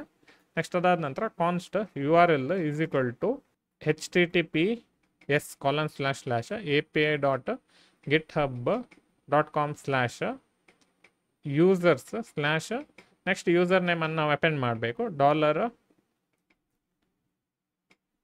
$User name. ಬಟ್ ನಾನೊಂದು ಇಲ್ಲಿ ಒಂದು ದೊಡ್ಡ ಮಿಸ್ಟೇಕ್ ಮಾಡಿದೆ. ಎಂತಂತ ಹೇಳಿದರೆ ನಾನು ಡಬಲ್ ಕೊಟ್ಟು ಹಾಕಿದ್ದೇನೆ, ಬಟ್ ನಮಗೆ ಇಲ್ಲಿ ಅದು ಸ್ಟ್ರಿಂಗ್ ಇಂಟರ್ಪೋಲೇಷನ್ ಇದು ಸಿಂಬಲ್ ಬೇಕು. ಸೊ ನಾನು ಅದು ಎಸ್ಕೇಪ್ ಬಟನ್ಗಿಂತ ಕೆಳಗಿರುವ ಬಟನನ್ನು ಕ್ಲಿಕ್ ಕೊಟ್ಟ ತಕ್ಷಣ ನನಗೆ ಈ ಸಿಂಟ್ಯಾಕ್ಸ್ ಬರ್ತದೆ. ನಿಮಗೆ ಅದು VS ಕೋಡ್ ಚೆನ್ನಾಗಿ ಮಾಡಿ ಹೈಲೈಟ್ ಸಹ ಮಾಡಿ ಕೊಡ್ತದೆ ಯಾವ ರೀತಿ ಅದು ಕಾಣಬೇಕು ಅಂತೇಳಿ. ಸೊ ಹೀಗೆ ಕಂಡ್ರೆ ಅದು ಕರೆಕ್ಟ್ ಉಂಟು ಅಂತೇಳಿ ಅರ್ಥ. ನೆಕ್ಸ್ಟ್ ಅದಾದ ನಂತರ ಇದನ್ನೊಂದು ಲಾಗ್ ಮಾಡಿಬಿಡುವ URL ಅಂತ ಸೇವ್ ಮಾಡ್ತೇನೆ. ನೆಕ್ಸ್ಟ್ ಇಲ್ಲಿ ಬಂದು ಈ ಫಂಕ್ಷನನ್ನು ರನ್ ಮಾಡುವ. ಗೆಟ್ ಯೂಸರ್ ಡೀಟೇಲ್ಸ್ ಅಂತೇಳಿ ಹಾಕಿ ಇದನ್ನು ರನ್ ಮಾಡಿ ಬಿಡುವ. ನಾನು ಇಲ್ಲಿ ಬಂದು ನೋಡಿದರೆ ಈಗ ಇಲ್ಲಿ ನಮಗೆ URL ಲಾಗ್ ಮಾಡಿ ಕೊಡ್ತಾ ಉಂಟು. ಅದು api.github.com/user/mshonai. ಈ URL ನಾವು ಹೋಗಿದ್ದೇವೆ, ನಮಗೆ ಈ URL ಅಲ್ಲಿ ನಮ್ಮ ಗಿಟ್ಹಬ್ ಡೀಟೇಲ್ಸ್ ಎಲ್ಲ ಸಿಗ್ತಾ ಉಂಟು. ನೆಕ್ಸ್ಟ್ ಅದಾದ ನಂತರ ನಾವು ಈ API ಇದಕ್ಕೆ ನಾವು ರಿಕ್ವೆಸ್ಟನ್ನು ಕಳಿಸುವ. ಈ ಲಾಗನ್ನು ನಾನು ತೆಗೆದು ಬಿಡ್ತೇನೆ, ನಮಗೆ ಅಗತ್ಯ ಇಲ್ಲ, ನಮ್ಗೆ ಗೊತ್ತಾಯ್ತು ಯಾವ ರೀತಿ ಅದು ಲಾಗ್ ಆಗ್ತಾ ಉಂಟು ಅಂತ. ನೆಕ್ಸ್ಟ್ ಅದಾದ ನಂತರ ನಾವಿಲ್ಲಿ ಸ್ವಲ್ಪ ಜಮೆನಿ ಹತ್ರ ಹೋಗಿ ಕೋಡನ್ನು ನೋಡಲಿಕ್ಕೆ ಟ್ರೈ ಮಾಡುವ. ಓಕೆ, ಅದೆಂತ ಮಾಡ್ತಾ ಉಂಟು ಅಂತ ಹೇಳಿದರೆ const response is equal to await fetch URL ಅಂತೇಳಿ ಹಾಕ್ತಾ ಉಂಟು. ಸೊ ಅದೇ ಕೋಡನ್ನು ನಾವು ಬರೆಯುವ. Const response is equal to await fetch next URL ಅನ್ನು ಹಾಕಿ ಬಿಡೋದು. ಇಲ್ಲಿ ಅಷ್ಟು ಹಾಕಿದ ತಕ್ಷಣ ನಮಗೆ ರೆಸ್ಪಾನ್ಸ್ ಸಿಗ್ತದೆ, ಬಟ್ ಅದು ರೆಸ್ಪಾನ್ಸ್ ಕರೆಕ್ಟ್ ಉಂಟಾ ಇಲ್ವಾ ಅಂತೇಳಿ ನೋಡುವ. ಸೊ ಅದಕ್ಕೋಸ್ಕರ ಇಲ್ಲಿ ಇಫ್ ಸ್ಟೇಟ್ಮೆಂಟ್ ಹಾಕ್ತೇನೆ. ಇಫ್ ರೆಸ್ಪಾನ್ಸ್ ಡಾಟ್ ಓಕೆ, ಅದು ನಾಟ್ ಓಕೆ ಅಂತೇಳಿ ಕೇಳ್ತಾ ಉಂಟು. So if response is not okay then ನಾವು ಇಲ್ಲೊಂದು ಅಲರ್ಟ್ ಎರರ್ ಅಂತೇಳಿ ಹಾಕಿ ಬಿಡುವ. ಸೊ ಇಫ್ ರೆಸ್ಪಾನ್ಸ್ ಕರೆಕ್ಟ್ ಇದ್ದರೆ ಆವಾಗ ನಾವಿಲ್ಲಿ ಲಾಗ್ ಮಾಡಿ ಬಿಡುವ ರೆಸ್ಪಾನ್ಸನ್ನು. ಸೊ ಇಷ್ಟು ಮಾಡಿದರೆ ನಾವಿಲ್ಲಿ ಗಿಟ್ಹಬ್ ಸರ್ಚಿಗೆ ಹೋದರೆ ನಮಗೆ ಇಲ್ಲಿ ಕಾಣ್ತಾ ಉಂಟು. ಸೊ ರೆಸ್ಪಾನ್ಸ್ ಕಾಣ್ತಾ ಉಂಟು, ಯಾಕಂದರೆ ರೆಸ್ಪಾನ್ಸ್ ಕರೆಕ್ಟ್ ಉಂಟು. ಸೊ ಅದರಿಂದ ನಮಗೆ ರೆಸ್ಪಾನ್ಸ್ ಕಾಣ್ತಾ ಉಂಟು. ಬಟ್ ನಮಗೆ ಅದು ರೆಸ್ಪಾನ್ಸ್ ಉಂಟಲ್ಲ, ಅದು ನಮಗೆ ಅದನ್ನು JSONಗೆ ಕನ್ವರ್ಟ್ ಮಾಡಬೇಕು. ಸೊ ಅದನ್ನು JSONಗೆ ಕನ್ವರ್ಟ್ ಮಾಡಬೇಕಿದ್ರೆ ಅದಿಲ್ಲಿ ಕೊಟ್ಟಿದೆ ನೋಡಿ, ನಮಗೆ response.json ಅಂತೇಳಿ ಹಾಕಿದ ತಕ್ಷಣ ನಮಗೆ ಅದರದು ಕರೆಕ್ಟಾಗಿ ರೆಸ್ಪಾನ್ಸ್ ಕಾಣ್ತದೆ. ಸೊ ಅದು ಗೊತ್ತಾಗಬೇಕಿದ್ರೆ ನಾವು ಎಂತ ಮಾಡುವ ಅಂತ ಹೇಳಿದರೆ ಈ ಕೋಡನ್ನು ತೆಗೆದು ಬಿಡುವ. ನಮಗೆ ಇದು ಈಗ ಅಟ್ ದ ಮೂಮೆಂಟ್ ಅಗತ್ಯ ಇಲ್ಲ. ಫಸ್ಟಿಗೆ ನಾವು const response is equal to await fetch URL ಅಂತೇಳಿ ಹಾಕಿದ್ದಾನೆ. ಅಂದರೆ ನಮ್ಮ ಈ ಫೆಚ್ ಫಂಕ್ಷನ್ ರನ್ ಆಗ್ತಾ ಉಂಟು ಈ URL ಒಟ್ಟಿಗೆ. ಆಲ್ರೆಡಿ ನಾನು ನಿಮಗೆ ಇದೆರಡು ಎಕ್ಸ್ಪ್ಲೇನ್ ಮಾಡಿ ಬಿಟ್ಟಿದ್ದೇನೆ. ನೆಕ್ಸ್ಟ್ ಅದಾದ ನಂತರ ಇಲ್ಲಿ console.log ರೆಸ್ಪಾನ್ಸ್ ಆಗ್ತಾ ಉಂಟು. ಬಟ್ ನಾವು ಅದಕ್ಕಿಂತ ಮುಂಚೆ ನಾವು ಇದನ್ನು ಇರೇಸ್ ಮಾಡುವ. ನೆಕ್ಸ್ಟ್ ಇಷ್ಟಾದ ನಂತರ const data is equal to await response dot JSON ಅಂತೇಳಿ ಹಾಕಿ ಬಿಡುವ. ಸೊ ಇಷ್ಟು ಹಾಕಿ ಡಾಟಾವನ್ನು ಲಾಗ್ ಮಾಡುವ. ಇಷ್ಟು ಮಾಡಿ ಸೇವ್ ಮಾಡಿ ಇಲ್ಲಿ ನಾವು ಹೋದರೆ ನಮಗೆ ಇಲ್ಲಿ ಗಿಟ್ಹಬ್ ಪ್ರೊಫೈಲ್ ಡೀಟೇಲ್ಸೇ ಕಾಣಲಿಕ್ಕೆ ಸ್ಟಾರ್ಟ್ ಆಯಿತು. ಸೊ ನಮಗೆ ಇಷ್ಟು ಸುಲಭದಲ್ಲಿ ಒಂದು API ರಿಕ್ವೆಸ್ಟನ್ನು ಕಳಿಸ್ಬೋದು ನಾವು. ಈಗ ಇಲ್ಲಿ ಕಾನ್ಸ್ಟ್ URL ಅಂತೆಲ್ಲ ಹಾಕಿ ನೆಕ್ಸ್ಟ್ ಇದೆರಡು ಲೈನ್ ಉಂಟಲ್ಲ ಅದನ್ನು ಯೂಸ್ ಮಾಡಿದರೆ ನಮಗೆ ನಮ್ಮ ಗಿಟ್ಹಬ್ ಪ್ರೊಫೈಲಿಗೆ ಹೋಗಿ ನಮಗೆ ನಮ್ಮ ಡಾಟಾವನ್ನು ಆಕ್ಸೆಸ್ ಮಾಡಲಿಕ್ಕೆ ಸಿಗ್ತದೆ. ಸೊ ಇದನ್ನು ನಾವು ಇನ್ನೂ ಸಹ ಸುಲಭದಲ್ಲಿ ಹೇಳಿದರೆ console.log ಡಾಟಾ ಇಲ್ಲಿ ನೇಮ್ ಅಂತೇಳಿ ಹಾಕಿ ಸೇವ್ ಕೊಟ್ಟರೆ ನಮಗೆ ಜಸ್ಟ್ ಮಂಜುನಾಥ್ ಶೆಣೈ ಅಂತೇಳಿ ಕಾಣ್ತದೆ. ಇಲ್ಲಿ ಅವತಾರ URL ಅಂತೆಲ್ಲ ಹಾಕಿದರೆ ನಮಗೆ ನಮ್ಮ ಗಿಟ್ಹಬ್ ಪ್ರೊಫೈಲ್ ಇದು ಇಮೇಜ್ ಕಾಣ್ತದೆ. ಸೊ ಇದೇ ರೀತಿ ನಾವು ಬೇರೆ ಬೇರೆ ರೀತಿಯ ವಿಷಯಗಳನ್ನು ಗಿಟ್ಹಬ್ ಪ್ರೊಫೈಲ್ ಇದು ಆಕ್ಸೆಸ್ ಮಾಡಲಿಕ್ಕೆ ಆಗ್ತದೆ ಜಸ್ಟ್ ನಮ್ಮ ಈ ಡಾಟಾ ಆಬ್ಜೆಕ್ಟನ್ನು ಯೂಸ್ ಮಾಡಿ. ನಾನು ನಿಮಗೆ ಯಾವ ರೀತಿ ಗಿಟ್ಹಬ್ಬಿಗೆ API ರಿಕ್ವೆಸ್ಟನ್ನು ಕಳಿಸಿ ಗಿಟ್ಹಬ್ ಪ್ರೊಫೈಲ್ ಡೀಟೇಲನ್ನು ತರಿಸುವುದು ಅಂತೆಲ್ಲ ನಾನು ನಿಮಗೆ ತೋರಿಸಿದ್ದೆ ನಿಮ್ಮ ವೆಬ್ಸೈಟಿಗೆ. ಈ ವಿಡಿಯೋದಲ್ಲಿ ನಾವು ಯಾವ ರೀತಿ ಆ ಡೀಟೇಲ್ಸನ್ನು ಡಿಸ್ಪ್ಲೇ ಮಾಡಿಸುವುದು ಜಾವಾಸ್ಕ್ರಿಪ್ಟನ್ನು ಯೂಸ್ ಮಾಡಿ ಅಂತೇಳಿ ನೋಡುವ. ತುಂಬ ಸುಲಭದ ಕಾನ್ಸೆಪ್ಟ್, ಅಷ್ಟೆಂತ ಕಷ್ಟಕರ ಇಲ್ಲ. ಸೊ ವಿದೌಟ್ ಡಿಲೇ ನಾವು ಸ್ಟಾರ್ಟ್ ಮಾಡುವ. ಫಸ್ಟಿಗೆ ನಮ್ಮ ಪ್ರಾಜೆಕ್ಟನ್ನು ಲೊಕೇಟ್ ಮಾಡಿ, ನಾನು ನನ್ನ ಪ್ರಾಜೆಕ್ಟನ್ನು ಕ್ಲೋಸ್ ಮಾಡಿದ್ದೇನೆ, ಅದನ್ನು ಪುನಃ ಓಪನ್ ಮಾಡಬೇಕು. ಅದನ್ನು ರೈಟ್ ಕ್ಲಿಕ್ ಕೊಟ್ಟು ಆ ಪ್ರಾಜೆಕ್ಟ್ ಫೋಲ್ಡರಿಗೆ ಇಲ್ಲಿ ಶೋ ಮೋರ್ ಆಪ್ಷನ್ಸ್ ಅಂತ ಕೊಟ್ಟು ಓಪನ್ ವಿತ್ ಕೋಡ್ ಅಂತ ಹೇಳಿದರೆ ಪ್ರಾಜೆಕ್ಟ್ ಓಪನ್ ಆಗ್ತದೆ ನಮ್ಮದು. ಸೊ ಇದನ್ನು ರನ್ ಮಾಡಲಿಕ್ಕೆ ನಾವು ಇಲ್ಲಿ ಸ್ವಲ್ಪ ನನ್ನ ಮುಖ ಒಂದು ಸ್ವಲ್ಪ ಮೇಲೆ ಮಾಡಿದರೆ ಗೋ ಲೈವ್ ಅಂತೇಳಿ ಉಂಟು. ಇಲ್ಲಿ ಇದನ್ನು ಕ್ಲಿಕ್ ಕೊಟ್ಟ ತಕ್ಷಣ ಲೈವ್ ಸರ್ವರ್ ಓಪನ್ ಆಗ್ತದೆ. ನಾವು ಯಾವಾಗಲೂ ಮಾಡುವಾಗೆ ಈ ಲೈವ್ ಸರ್ವರನ್ನು ಇನ್ನೊಂದು ಟ್ಯಾಬಿಗೆ ಹಾಕುವ, ಇನ್ನೊಂದು ಡೆಸ್ಕ್ಟಾಪಿಗೆ. ನೆಕ್ಸ್ಟ್ ನಮಗೆ ಇಲ್ಲಿ ಕಾಣ್ತಾ ಉಂಟು. ನಾವು ಒಂದು ಸರಿ ಕನ್ಸೋಲನ್ನು ಓಪನ್ ಮಾಡಿದರೆ ನಮಗೆ ಕನ್ಸೋಲ್ ಡೀಟೇಲ್ಸ ಕಾಣ್ತಾ ಉಂಟು. ಜಸ್ಟ್ ಒಂದು ಸರಿ ರಿಫ್ರೆಶ್ ಕೊಡ್ತಿದ್ದೇನೆ ನಾನು. ಸೊ ರಿಫ್ರೆಶ್ ಕೊಟ್ಟ ತಕ್ಷಣ ನಮಗೆ ನಮ್ಮ ಗಿಟ್ಹಬ್ ಡೀಟೇಲ್ಸ್ ಎಲ್ಲ ಬರ್ತಾ ಉಂಟು ಇದರಲ್ಲಿ. ಸೊ ಲಾಸ್ಟ್ ವಿಡಿಯೋದಲ್ಲಿ ನಾವು ಸಿಂಪಲ್ ಒಂದು API ರಿಕ್ವೆಸ್ಟ್ ಕಳಿಸಿದ್ದೇವೆ. ಯೂಸರ್ ನೇಮನ್ನು ಸೆಟ್ ಮಾಡಿದ್ದೇವೆ, ವೇರಿಯೇಬಲನ್ನು, URL ಅನ್ನು ಅದರೊಟ್ಟಿಗೆ ಅಪೈಂಡ್ ಮಾಡಿ ನಾವು API ಇದು ಫೆಚ್ ರಿಕ್ವೆಸ್ಟನ್ನು ಕಳಿಸಿದೆವು. ಫೆಚ್ಚಲ್ಲಿ URL ಅಂತ ಹಾಕಿದ ತಕ್ಷಣ ನಮಗೆ ರೆಸ್ಪಾನ್ಸ್ ಸಿಗ್ತದೆ. ಆ ರೆಸ್ಪಾನ್ಸನ್ನು ನಾವು JSON-ಗೆ ಕನ್ವರ್ಟ್ ಮಾಡಿ ಡಾಟಾವನ್ನು ಲಾಗ್ ಮಾಡ್ತಿದ್ದೇವೆ ಅಟ್ ದ ಮೂಮೆಂಟ್. ಇದು JSON ಫಾರ್ಮ್ಯಾಟ್. ಸೊ ಈ JSON ಫಾರ್ಮ್ಯಾಟ್ ಯಾವ ರೀತಿ ಇರ್ತದೆ ಅಂತ ಹೇಳಿದ್ರೆ ಒಂದು ಕರ್ಲಿ ಬ್ರೇಸಸ್ ಇರ್ತದೆ, ಮತ್ತೆ ಎಲ್ಲ ಒಂದು ಪ್ರಾಪರ್ಟಿ ಸ್ಟ್ರಿಂಗ್ ಇದೇ ರೀತಿ ಬರ್ತಾ ಇರ್ತದೆ. ಸೊ ಈಗ ನಮಗೆ ಆಕ್ಸೆಸ್ ಮಾಡಬೇಕಿದ್ರೆ ಇಲ್ಲಿ ನಾವಿಲ್ಲಿ ಡಾಟಾ.ನೇಮ್ ಅಂತೇಳಿ ಹಾಕಿದರೆ, ಲಾಸ್ಟ್ ವಿಡಿಯೋದಲ್ಲಿ ನಾನು ನಿಮಗೆ ತೋರಿಸಿದ್ದೇನೆ, ಅವಾಗ ಜಸ್ಟ್ ಮಂಜುನಾಥ್ ಶೆಣೈ ಅಂತ ಪ್ರಿಂಟ್ ಆಗ್ತದೆ. ಅದೇ ರೀತಿ ಇಲ್ಲಿ ಬೇರೆ ಬೇರೆ ವಿಷಯಗಳು ಸಹ ಇವೆ. ಇಮೇಲ್ ಅಂತೇಳಿ ಇದೆ. ನನ್ನ ಹತ್ರ ಇಮೇಲ್ ನಾನು ಪಬ್ಲಿಕಲ್ಲಿ ಅವೈಲೇಬಲ್ ಮಾಡಲಿಲ್ಲ, ಸೊ ಅದರಿಂದ ನಲ್ ಅಂತೇಳಿ ಬರ್ತದೆ ಇಮೇಲ್. ಬಟ್ ತುಂಬ ಜನರ ಇಮೇಲ್ಸ್ಗಳು ಅವೈಲೇಬಲ್ ಇದೆ ಪಬ್ಲಿಕಲ್ಲಿ, ಸೊ ಅವರಿಗೆ ಅಲ್ಲಿ ಬರ್ತದೆ. ಸೊ ಅದರಿಂದ ನಾವು ಈ ಡೀಟೇಲ್ಸ್ಗಳನ್ನು ನಾವಿಲ್ಲಿ ಡಿಸ್ಪ್ಲೇ ಮಾಡುವಾಗೆ ಮಾಡುವ. ತುಂಬ ಸುಲಭದ ವಿಷಯ ಡಿಸ್ಪ್ಲೇ ಮಾಡಲಿಕ್ಕೆ. ಫಸ್ಟಿಗೆ ನಾವು ಇಲ್ಲಿ ಬರಬೇಕು index.html ಅಲ್ಲಿ. ಇಲ್ಲಿ ನಾವು ಒಂದು ಡಿವ್ ಕ್ರಿಯೇಟ್ ಮಾಡುವ. ಈ ಡಿವ್ಗೆ ನಾವು ಒಂದು ID ಕೊಡುವ. ID ಅಂತ ಅಂತೇಳಿ ಹಾಕು ಅಂತೇಳಿದ್ರೆ ಗಿಟ್ಹಬ್ ಡೀಟೇಲ್ಸ್ ಅಂತೇಳಿ ಒಂದು ID ಮಾಡಿದೆ.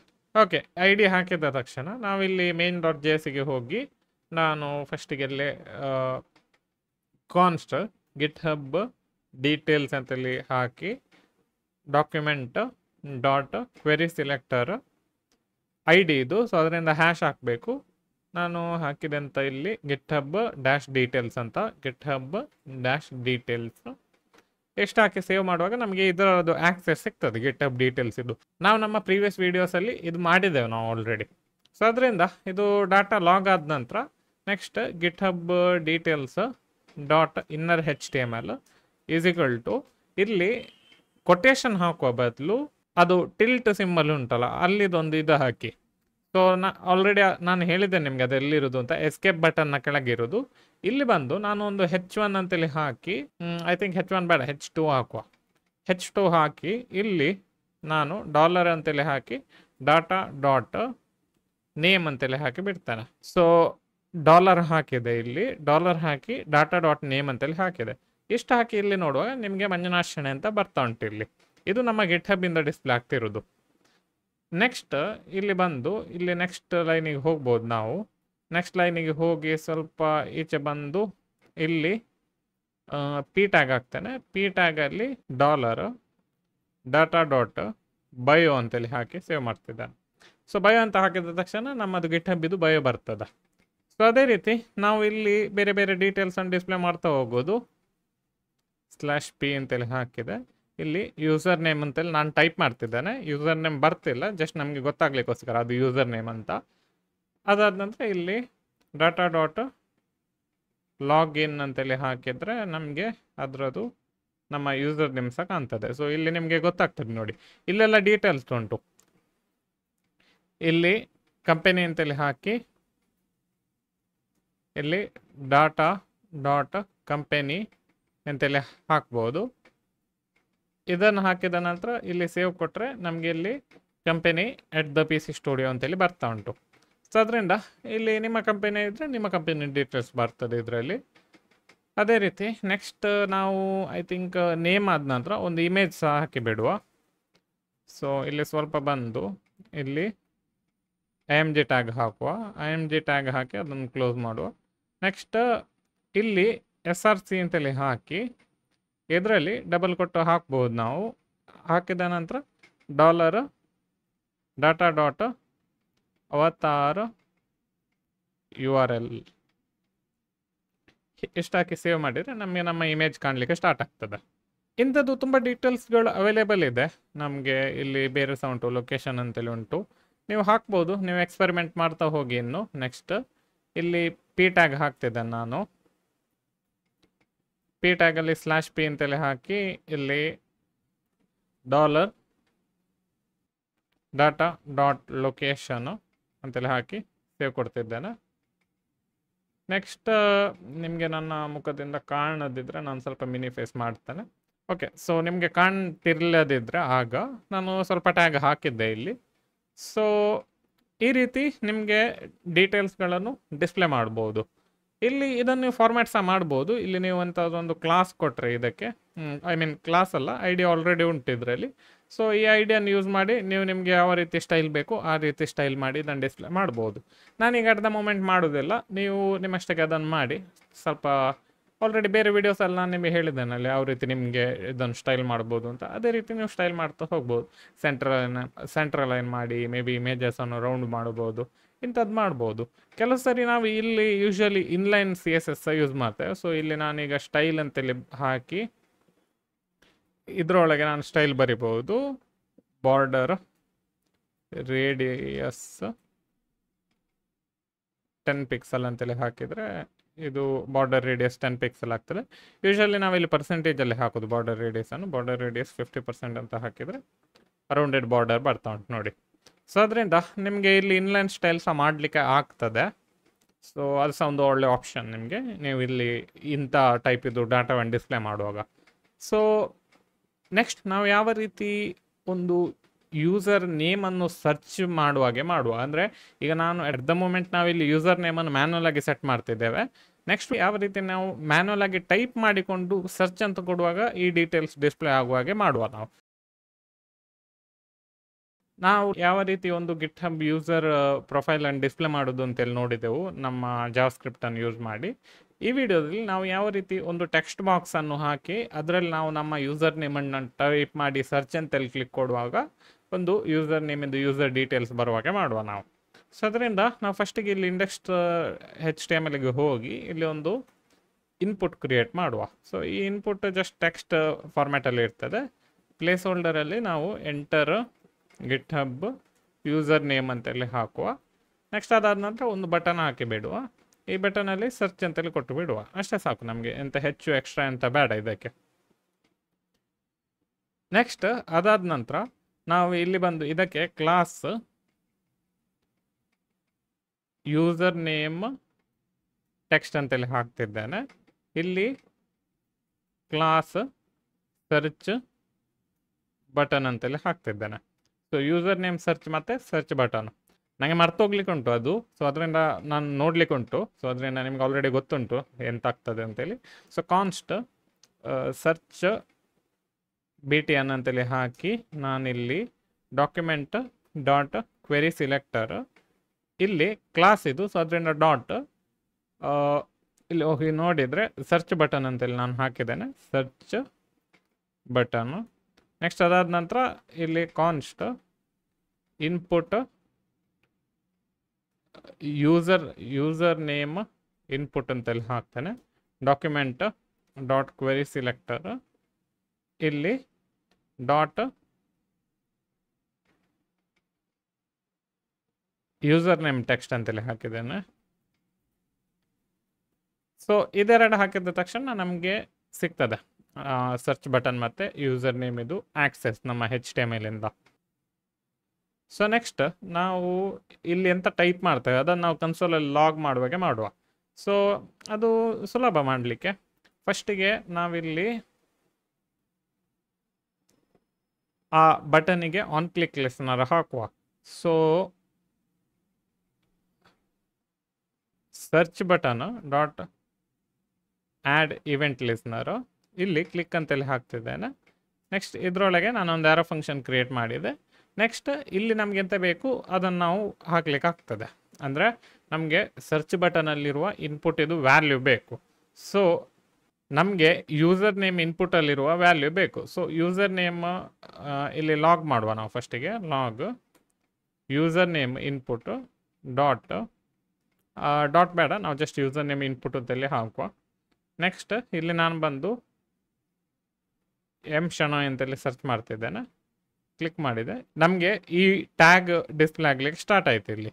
ಬಟ್ ನಮಗೆ ನಾವಿಲ್ಲಿ ಎಂತ ಟೈಪ್ ಮಾಡ್ತೇವೆ ಅದು ನಮಗೆ ಬರಬೇಕು. ಸೊ ಅದರಿಂದ ಇದರ ವ್ಯಾಲ್ಯೂ ಸಿಗಬೇಕಿದ್ರೆ ನಾವಿಲ್ಲಿ ಡಾಟ್ ವ್ಯಾಲ್ಯೂ ಅಂತೇಳಿ ಮಾಡಿದರೆ ಇಲ್ಲಿ ನಮಗೆ ಡೈರೆಕ್ಟ್ ವ್ಯಾಲ್ಯೂ ಸಿಗ್ತದೆ. ಸೊ ನಾನಿಲ್ಲಿ ಶಣೋಯ್ ಅಂತೇಳಿ ಹಾಕ್ತೇನೆ. ಸರ್ಚ್ ಅಂತೇಳಿ ಕ್ಲಿಕ್ ಕೊಡುವಾಗ ಶಣೋಯ್ ಅಂತೇಳಿ ಬರ್ತದೆ. ಅಂದರೆ ಆ ಇನ್ಪುಟ್ ಟೆಕ್ಸ್ಟಲ್ಲಿ ಹಾಕುವ ಎಂಥ ವ್ಯಾಲ್ಯೂ ಉಂಟಲ್ಲ ಅದು ನಮಗೆ ಬರ್ತದೆ. ಸೊ ಈಗ ಯೂಸರ್ ನೇಮ್ ಎಂತ ಉಂಟು ಅದನ್ನು ಸೆಟ್ ಮಾಡಿಬಿಟ್ರೆ ಆಯಿತು. ಸೊ ನಾನು ಇದನ್ನು ಕಟ್ ಮಾಡಿ ನಾನು ಮೇಲೆ ಮೂವ್ ಮಾಡ್ತಿದ್ದೇನೆ. ಬಟ್ ಒಂದು ವಿಷಯ ಅಂತ ನೆನಪಿಟ್ಕೊಳ್ಬೇಕಂದ್ರೆ ಇದು ಯೂಸರ್ ನೇಮ್ ಕಾನ್ಸ್ಟ್ ಆಗಿ ಉಂಟು, ಅದನ್ನು ನಮಗೆ ಅಪ್ಡೇಟ್ ಮಾಡಲಿಕ್ಕೆ ಆಗೋದಿಲ್ಲ. ಸೊ ಅದಕ್ಕೋಸ್ಕರ ನಾನು ಲೆಟ್ ಅಂತೇಳಿ ಹಾಕ್ತಿದ್ದೇನೆ. ಇಲ್ಲಿ ಯೂಸರ್ ನೇಮ್ ಬದಲು ನಾನು ಜಸ್ಟ್ ಇದನ್ನು ಡಿಫೈನ್ ಮಾಡಿ ಬಿಡ್ತಿದ್ದೇನೆ ಅಷ್ಟೇ. ಸೊ ಇಲ್ಲಿ ಬಂದು user name is equal to user name input dot value ಅಂತೇಳಿ ಹಾಕ್ತೇನೆ, ಸೇವ್ ಕೊಡ್ತಿದ್ದೇನೆ. ನೆಕ್ಸ್ಟ್ ಅದಾದ ನಂತರ ನಾವು ಈ ಫಂಕ್ಷನನ್ನು ನಮಗೆ ಕಾಲ್ ಮಾಡಬೇಕು. ಎಟ್ ದ ಮೂಮೆಂಟ್ ನಾವು ಇಲ್ಲಿ ಡೈರೆಕ್ಟ್ ಫಂಕ್ಷನನ್ನು ಕಾಲ್ ಮಾಡ್ತಿದ್ದೇವೆ. ನಾನು ಇದನ್ನು ಕಟ್ ಮಾಡ್ತಿದ್ದೇನೆ, ಇಲ್ಲಿಂದ ಇಲ್ಲಿ ಕಟ್ ಮಾಡಿ ನಾನು ಇಲ್ಲಿ ಪೇಸ್ಟ್ ಮಾಡ್ತಿದ್ದೇನೆ. ನೆಕ್ಸ್ಟ್ ಈ ಯೂಸರ್ ನೇಮ್ ಉಂಟಲ್ಲ ಇದನ್ನು ನಾನು ಇದರೊಳಗೆ ಹಾಕಿದರೆ ನಮಗೆ ಅದರದ್ದು ಆಕ್ಸೆಸ್ ಈ ಫಂಕ್ಷನಲ್ಲಿ ಸಿಗ್ತದೆ. ಸೊ ಅದರಿಂದ ಕನ್ಫ್ಯೂಸ್ ಆಗಬೇಡಿ. ನಮಗೆ ಇದು ಯೂಸರ್ ನೇಮ್ ಇದು ಆ್ಯಕ್ಚುಲಿ ಅಗತ್ಯವೇ ಇಲ್ಲ, ನಾವು ಇದನ್ನು ತೆಗೆದು ಬಿಡುವ. ಎಂತಕಂದರೆ ನಾನು ಬೇರೆ ರೀತಿ ಮಾಡುವ ಅಂತ ಹೇಳಿದ್ದೆ, ಬಟ್ ಈಗ ಇದು ಸಿಂಪ್ಲಿಫೈ ಆಗ್ತದೆ. ಸೊ ನೋಡಿ ಇಲ್ಲಿ ನಮಗೆ ಲಾಗ್ ಸಿಗ್ತಾ ಉಂಟು, console dot log user name input dot value ಸಿಗ್ತಾ ಉಂಟು. ಈ ವ್ಯಾಲ್ಯೂವನ್ನು ನಾವು ಡೈರೆಕ್ಟ್ ನಾವು ಈ ಫಂಕ್ಷನಲ್ಲಿ ಪಾಸ್ ಮಾಡಿದರೆ, ಜಸ್ಟ್ ಫಂಕ್ಷನ್ ಕಾಲ್ ಮಾಡಿದರೆ ಆವಾಗ ನಮಗೆ ಈ ಫಂಕ್ಷನ್ ಕಾಲ್ ಆಗ್ತದೆ. ಬಟ್ ಯಾವುದ್ರೊಟ್ಟಿಗೆ ಈ ಯೂಸರ್ ನೇಮ್ ಒಟ್ಟಿಗೆ ಕಾಲ್ ಆಗ್ತಾ ಉಂಟು. ಸೊ ಈ ಯೂಸರ್ ನೇಮ್ ನಮಗೆ ಈ URL ಕ್ರಿಯೇಟ್ ಮಾಡಲಿಕ್ಕೆ ಯೂಸ್ ಆಗ್ತಾ ಉಂಟು. ಸೊ ಅದರಿಂದ get user details user name input dot value ಅಂತೇಳಿ ನಾವು ಕಾಲ್ ಮಾಡಿದರೆ ಈ ಫಂಕ್ಷನನ್ನು, ಆವಾಗ ನಮಗೆ ನಾವೆಂತ ಟೈಪ್ ಮಾಡ್ತಿದ್ದೇವಲ್ಲ ಆ ಟೈಪ್ ಮಾಡಿದ ಯೂಸರ್ ಡೀಟೇಲ್ಸ್ ನಮಗೆ ಡಿಸ್ಪ್ಲೇ ಆಗ್ತದೆ. ಈಗ ನಾನು ನನ್ನ ಯೂಸರ್ ನೇಮ್ ಹಾಕಿ ಸರ್ಚ್ ಮಾಡ್ತಿದ್ದೇನೆ, ಶಣೋಯ್ ಅಂತೇಳಿ ಹಾಕಿದೆ, ನನಗೆ ನನ್ನ ಯೂಸರ್ ಡೀಟೇಲ್ಸ್ ಬಂತು. ಅದೇ ನಾನು ಇಲ್ಲಿ ಬಂದು ಫೇಸ್ಬುಕ್ ಅಂತೇಳಿ ಹಾಕ್ತೇನೆ ನಾನು. ಸೊ ಫೇಸ್ಬುಕ್ ಅಂತ ಹಾಕುವಾಗ ಮೆಟಾ ಅಂತೇಳಿ ಬರ್ತಾ ಉಂಟು ನನಗೆ. ಸೊ ಅದೇ ರೀತಿ ಗೂಗಲ್ ಇದು ಸಹ ಡೀಟೇಲ್ ಬರ್ತಾ ಉಂಟು. ಆ್ಯಪಲ್ ಅಂತೇಳಿ ಹಾಕ್ತಾ ಇದ್ದೇನೆ, ಆ್ಯಪಲ್ ಡೀಟೇಲ್ಸ್ ಸಹ ಬರ್ತಾ ಉಂಟು. ಸೊ ಇದೇ ರೀತಿ ನಿಮಗೆ ಯಾವ ಡೀಟೇಲ್ಸ್ ಬೇಕು ಅದು ಡೀಟೇಲ್ಸ್ ಬರ್ತದೆ. ಅಂದರೆ ನಿಮ್ಮ ಯೂಸರ್ ನೇಮ್ ಸರ್ಚ್ ಮಾಡಿದರೆ ನಿಮ್ಮ ಯೂಸರ್ ಡೀಟೇಲ್ಸ್ ಬರ್ತದೆ. ಸೊ ಇದು ಸಿಂಪಲ್ ಪ್ರಾಜೆಕ್ಟ್, ನಿಮಗೆ ಎಂತ ಬೇಕೋ ಅದನ್ನು ಸರ್ಚ್ ಮಾಡ್ಬೋದು ಇದರಲ್ಲಿ. ನಾನಿಲ್ಲಿ ಶಣೋಯ್ ಅಂತೇಳಿ ಹಾಕ್ತಿದ್ದೇನೆ. ಸೊ ಹೀಗೆ ಹಾಕಿ ನಿಮಗೆ ಇಲ್ಲಿ ಬರ್ತದೆ ಡೀಟೇಲ್ಸ್. ನಿಮ್ಮ ಯೂಸರ್ ನೇಮ್ ಹಾಕಿದರೆ ನಿಮ್ಮ ಡೀಟೇಲ್ಸ್ ಬರ್ತದೆ. ಸೊ ಈ ವಿಡಿಯೋದಲ್ಲಿ ಇಷ್ಟೇ. ನಿಮಗೆ ಈ ಸೀರೀಸ್ ತುಂಬ ಇಷ್ಟ ಆಯಿತು ಅಂತೇಳಿ ನಾನು ಹೋಪ್ ಮಾಡ್ತಿದ್ದೇನೆ. ಸೊ ನಿಮಗೆ ಇನ್ನೂ ಸಹ ವೀಡಿಯೋಸ್ ನೋಡಬೇಕಂತೇಳಿ ಇಂಟ್ರೆಸ್ಟ್ ಇದ್ದರೆ ಈ ಜಾವಾಸ್ಕ್ರಿಪ್ಟ್ ಸೀರೀಸಲ್ಲಿ ಜಸ್ಟ್ ಕಮೆಂಟ್ ಬಾಕ್ಸಲ್ಲಿ ಹಾಕಿ ನಿಮಗೆ ಯಾವ ಟಾಪಿಕ್ಸನ್ನು ಕವರ್ ಮಾಡಬೇಕು ಅಂತ ನಾನು ಇನ್ನೂ ಸಹ ಎಕ್ಸ್ಟ್ರಾ ವೀಡಿಯೋಸ್ ಮಾಡುವ. ಸೊ ಅದರಿಂದ ನೆಕ್ಸ್ಟ್ ವೀಡಿಯೋಸಲ್ಲಿ ಸಿಗೋಣ. ನೀವು ಚಾನಲ್ಗೆ ಸಬ್ಸ್ಕ್ರೈಬ್ ಮಾಡಿರೋದಿದ್ರೆ ಚಾನಲ್ಗೆ ಸಬ್ಸ್ಕ್ರೈಬ್ ಮಾಡಿ. ಬಾಯ್.